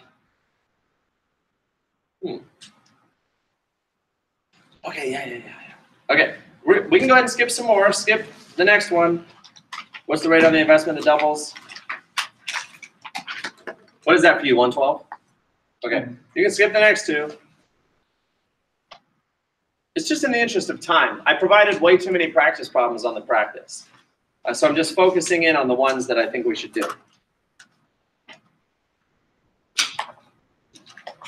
Okay, here's the one we're doing next. It says the growth in population of a city can be seen using this formula. So everyone, let's write down the formula. P of T equals 9768. E, keep in mind that's the Euler's E equals 2.7182, etc. That's not the capital E, which means times 10 to the. And then that's 0.003? Yeah. So there's our formula. Folks, in a math class, anytime you're dealing with a formula, what's a really good idea to do? Graph it if you can. You know, it gives you a nice little visual about what's really happening. So let's take a look. My formula is 9768 times e to the power of 0.003x. And my graph, got to zoom out a while. Oh, there it is. Well, that's quite the graph. I want to fix my window. I'm only going to go to maybe 100. Whoops. I'm only going to go to maybe 0 to the left, 100 to the right.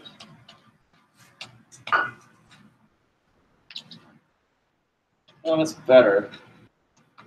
Still not the best. I only want to go to 100, not 1,000. There. Nope, that's still not very good. I need to go up to, maybe make that a 5. Maybe make that a 9. Okay, there, how's that graph? So what's happening in our graph? What's happening to the population? It's increasing. And in fact, maybe I should just zoom in and look down here. There, because what are we looking at? It says the growth in the population of a city can be seen in this formula where T is the number of years. So how many years should we reasonably look at? Are we wondering how big the city will be 100 years from now, 150 years from now, 200 years from now? That's a long time. You know, countries rise and fall in 200 years. But what should we look at? Maybe just within the next few years? There, how about that? That's the rise of the population of the city over the next 10, 20, 30, 40, 50 years. So what's happening to the population of the city? Yeah, it's increasing. Looking at this graph, what does that line almost look like? Because if you zoom out, does it look straight? No. But if you zoom in, does it look straight? Fairly straight. So I suppose this town, they could have just had a linear model. They could have just had a linear equation, but they chose to use this exponential equation. For the long view, like the long series of time, that's what the population will do. Of course, how many years later is that? I mean, look at it. 1,000 years later? I mean, is any city, I mean, what cities have lasted 1,000 years? Paris? London? How old are our cities? Like 400 years? right? So we probably don't need to go that far out. We probably just need to stick to this time frame, which is here.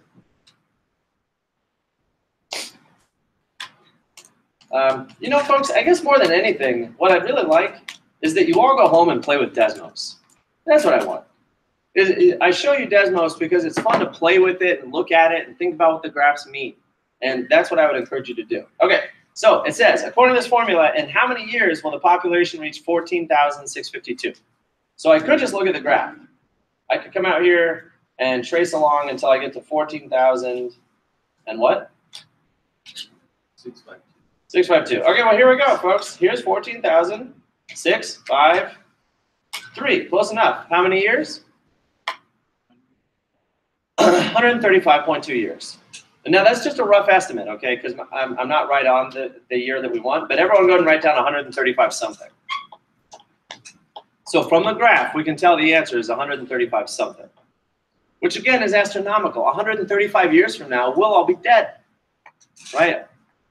So, I mean, I don't know how interesting of a problem this is for us, but apparently if this city wants to do some long-term planning, they'll have to think about their infrastructure for 135 years down the road, right? I mean, it's just, can you imagine if our current politicians in the US were like, we need to start planning for 150 years from now? I can feel wild, but on the other hand, isn't that what we should be planning for? We should be planning for what the country and the earth is going to be like 150 years from now for all of our grandkids. Anyway, I digress. How do we find the answer, folks? We want to know, when will the population equal 14,652? All that said, how do you do this problem? You just plug in 14,652 for the population. And now we solve. Going back to the previous problem, what was the key first thing that we did? What do we always have to do? Isolate the exponential term. So we need to isolate that term. So box it. It's e to the 0.003t. We need to get that by itself. We need to get it by itself so that we can switch from exponential form to log form. So what do? Divide off the 9768. And so now we have, and remember, keep all your decimals. 14,652 divided by 9768. Oh, 1.5. Keep all your decimals. Was it really 1.5? Yeah. Okay. So that's equal to e to the 0.003t. Now, once again, folks, I prefer to have my exponential expressions on the left. That's a good line to use at a party. I prefer to keep my exponential expressions on the left. You know, people will really like you if you say things like that at a party. Okay, now what do we do? This is exponential form. So what do we have to do? Switch it to log form. So now what we're doing is log base e of 1.5 equals 0.003t. Well, this is good news. Do we have a button on our calculator that's log base e? We do. That's the ln button. The ln button is log base e. By definition, that's ln 1.5 is equal to 0.003t. So log base e is really ln. That's what your ln button is. And so now what's the last thing we have to do to solve for t? T is being multiplied by 0.003. So you divide by 0.003. And that gives us a very nice, tidy answer. The natural log of 1.5 divided by 0.003. That's the closed form answer of t. The number of years is the natural log of 1.5 divided by 0.003. So now go ahead and type that into your calculator. Make sure you use parentheses. Natural log of 1.5, parenthesis, divided by 0.003. And what did you get? Yeah, 135.15. And what did it say? Round to the nearest tenth of a year. So it's really 135.2. And is that not what our graph told us? That in order to reach 14,652? Oh, that's where it was going. There it is. Yep, it was 135 point something years. So the graph agrees with what we got in our math.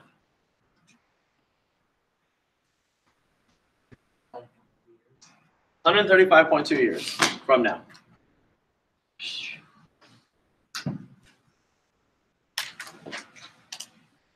So who would still be alive then? Not your kids, but your kids' kids. Your grandkids. Yeah, your grandkids. So you're city planning for your grandkids. Everybody wants to take care of their grandkids. That requires forward thinking to taking care of the planet and our cities and our country hundreds of years from now. Okay, let's try another one. Now, folks, notice the similarities between these two problems. What was similar between these two problems? What was the first thing that we did? Isolate the exponential expression. And then later on, what did we do? Switch from exponential form to log form. Switch from exponential form to log form. So keep in mind, those are the hallmarks of the problems that we're doing, is that you set up a problem, you have to isolate the exponential form so that you can switch it into log form, and then you can solve the problem using the change of base. So if you wanted to think about how to solve the problem, you set up your equation, you isolate the exponential term, you switch from exponential form to log form, and then you do the change of base formula. Whew. Folks, I would write all that down on your problem. So again, you set up your equation, you isolate the exponential term, you switch from exponential form to log form, then use the change of base formula. That's quite a few things to keep in mind. So isolate, switch from exponential to log form, and then use the change of base formula.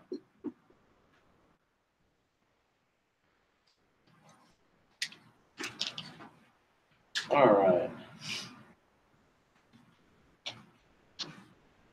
Okay, great. Let's move it along to number 118, which is, I think, your number 117.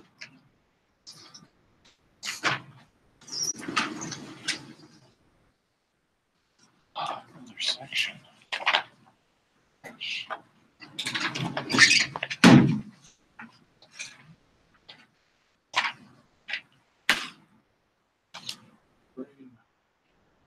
All right. Is everyone on this one?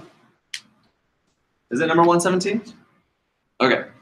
How long will it take for $8,200 to grow to $42,000? Well, now, is anyone motivated to do that? If all you had to do was put $8,000 in the bank and then wait a few years, and they'll give you back $42,000, is that worth it? Maybe. How long is too long? What? 15 years? 15 years, you're not willing to wait it? For $8,000 to grow to $42,000? I would say too long is 100 years, because I'd be dead. Right? I want it now. I mean, I want it in my lifetime. But then again, maybe I don't care if I'm dead. Maybe I want to give all this money to my grandkids. In that case, I'm like, sure, fine. Put the $8,000 in, and then my grandkids can have $4,200 or $42,000. That sounds fine by me. Okay, but in any case, that's the question. How long will it take? So, how long will it take? At an interest rate of 4.7%, compounded continuously. Okay. Notice, folks, this is a new type of problem. Compounded continuously. Okay. If it's compounded once, that's annually. If it's compounded twice, that's semi-annually. If it's compounded quarterly, that's 4 times. Compounded monthly, that's 12 times. Compounded daily, that's 365 times. So what's compounded continuously mean? It means infinitely many times per year. Continuously means every single second, every fraction of a second, it's compounding. So it's not just 365 times a year, it's not just 1,000 times a year, it's not even 20,000 times a year. It's infinitely many times a year. That's what compounded continuously means. So write that down. Underline it. Compounded continuously means infinitely many times per year. So I want to show you folks the difference. So the compounded formula is A equals P 1 plus R over N to the NT, where N is finite. Okay, so that's compounded interest formula if N is finite, right? 4 for quarterly, 12 for monthly, 365 for daily. Whereas if you want continuously, what we're really saying is that N goes to infinity. And the formula, A equals P 1 plus R over infinity to the infinity time, doesn't make any sense. Because you can't compute with infinity. So it turns out, and this is what Euler, the guy who named the E number. So Euler is the guy who named the E button. Hey, do you think he named it after himself? Do you think he did? What ego? The decibel E, Euler's number? Pretty sure it's named after himself. This formula becomes, as you let this n become bigger and bigger and bigger, the formula becomes A equals P e to the RT. The formula simplifies quite a bit. I'm just asking you to take that on a leap of faith. Yeah, PERT, P-E-R-T. That if you allow n to become very, very, very large, you know, not just 365 for compounded daily, but billions and trillions and quadrillions and technically infinity, then the formula just becomes A equals P times e to the RT. And that's your formula for compounded continuously. This represents biological processes like bacteria dividing and growing, or radioactive substances experiencing radioactive decay. Those processes are just happening all the time. They're not happening daily or anything like that. It just happens all the time. Okay, so what is this problem asking? How long will it take for 8200? So let's diagram it again. A, P, R, and T. Those are the values that we can plug in. And again, A is the amount at the end, P is the principal at the beginning, R is your rate, and T is time. And so what do we know? The amount at the end should be 42,000. The principal at the beginning is 8,200. And the rate is 4.7%, so what is that as a decimal? How do you get the decimal from 4.7%? What do you do to the decimal? Move it twice to the left. So it's 0.047. That's a very common mistake I see when grading tests, is that people use the rate 4.7 and they get the completely wrong answer. You have to move the decimal twice to the left. Okay, and then time is what we're solving for. We don't know what time is. That's the question. How long will it take?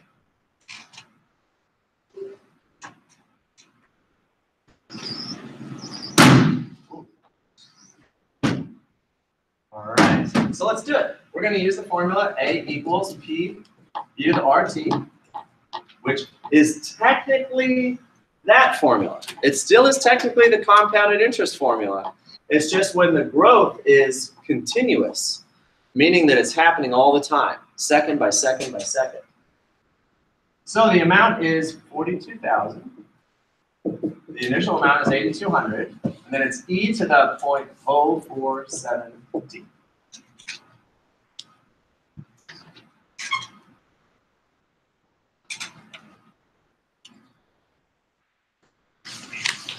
All right, folks, we're going to follow the exact same steps we did over here. What's the first thing we have to do? Isolate the exponential term. So let's go ahead and isolate the exponential term. That's step one. So to do that, we just divide off 8,200. Which is?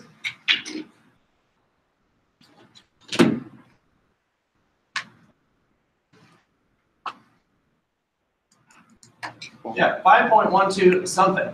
5.12195,122. How many decimals do we want to keep? All of them for now. So now that's e to the 0.047t. Now again, I prefer my exponential expressions on the left, so I'm going to write it as e to the 0.047t equals 5.12195,122. I prefer my exponential expressions on the left, not. Okay, so now what do we do? What's the next step? We're going, that's exponential form, so we have to switch it to log form. So now we switch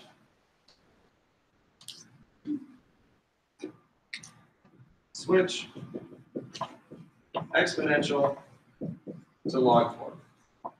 So that gives us log base e of 5.12195,122 equals 0.047 t.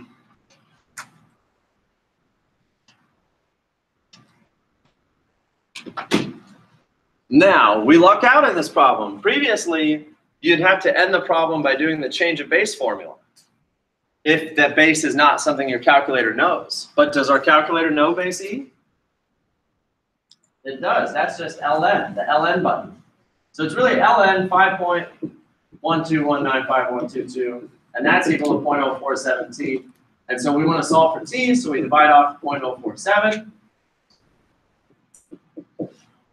And that's our answer for t.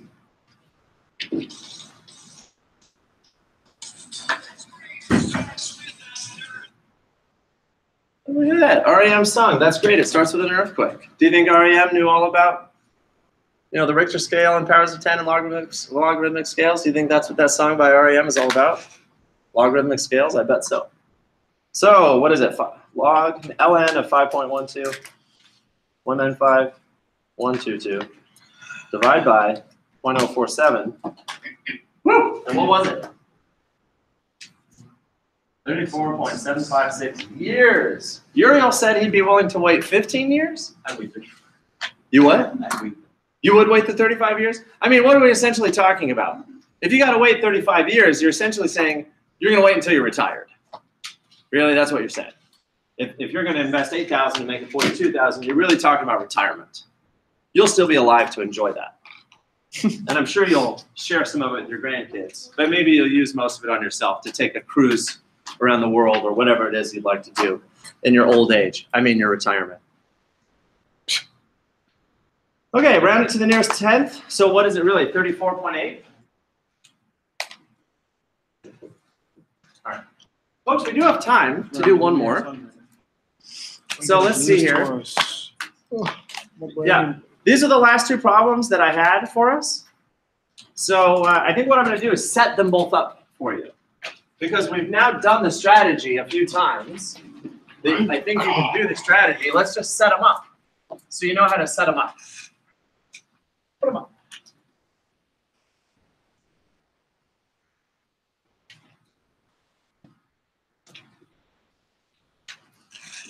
Here we go. Assume the cost of a gallon of milk is $3.40. Is that reasonable? Can you get a gallon of milk for $3.40 anymore? That's a very inexpensive gallon of milk. I mean, gallons of milk these days go for like $4 or $5, maybe $6 if you get organic. But can you get a gallon of milk for $3.40? You probably could. Okay, so assume a gallon of milk is $3.40 with continuous compounding. Okay, let's write it down. It's continuous compounding, so our formula is PERT. Continuous compounding is PERT. It says with continuous compounding, find the time. So again, we're solving for t, which is an exponent, which means you have to use a logarithm, because logarithm means exponent.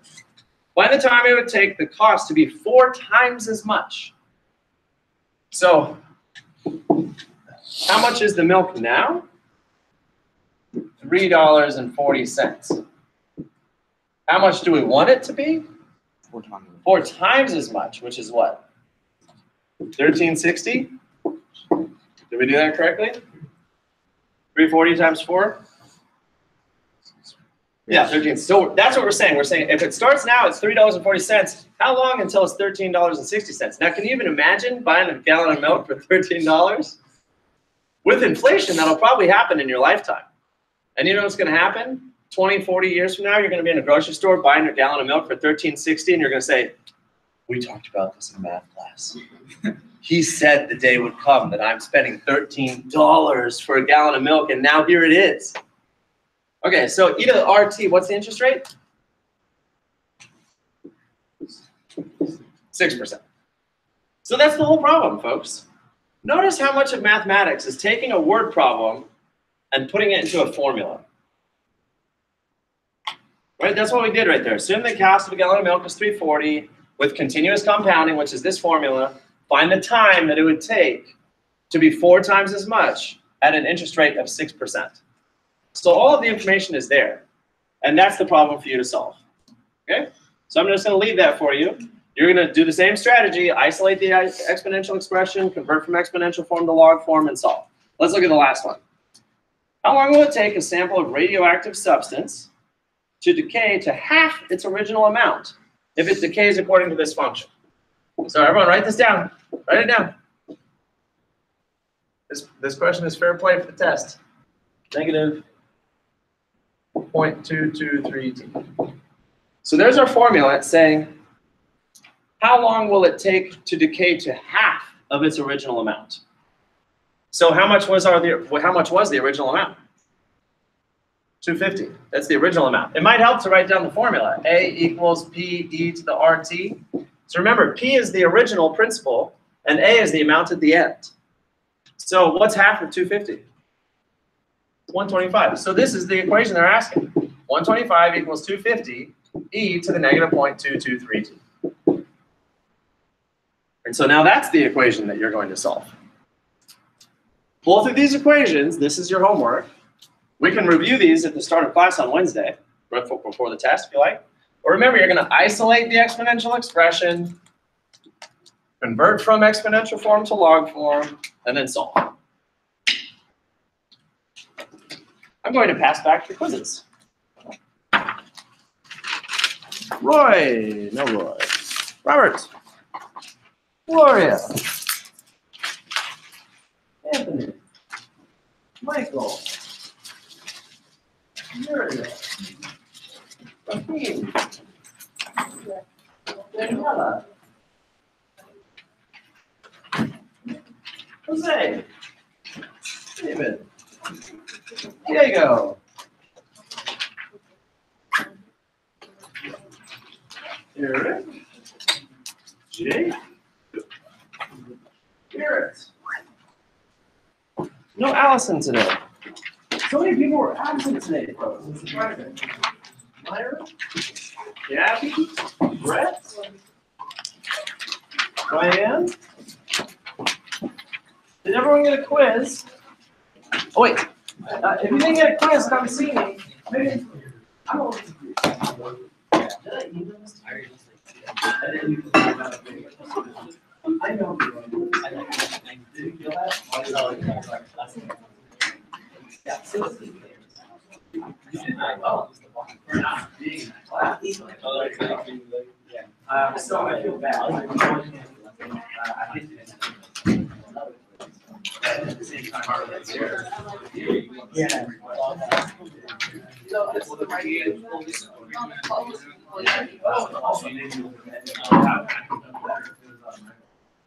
So using this equation right here, instead of let's create that.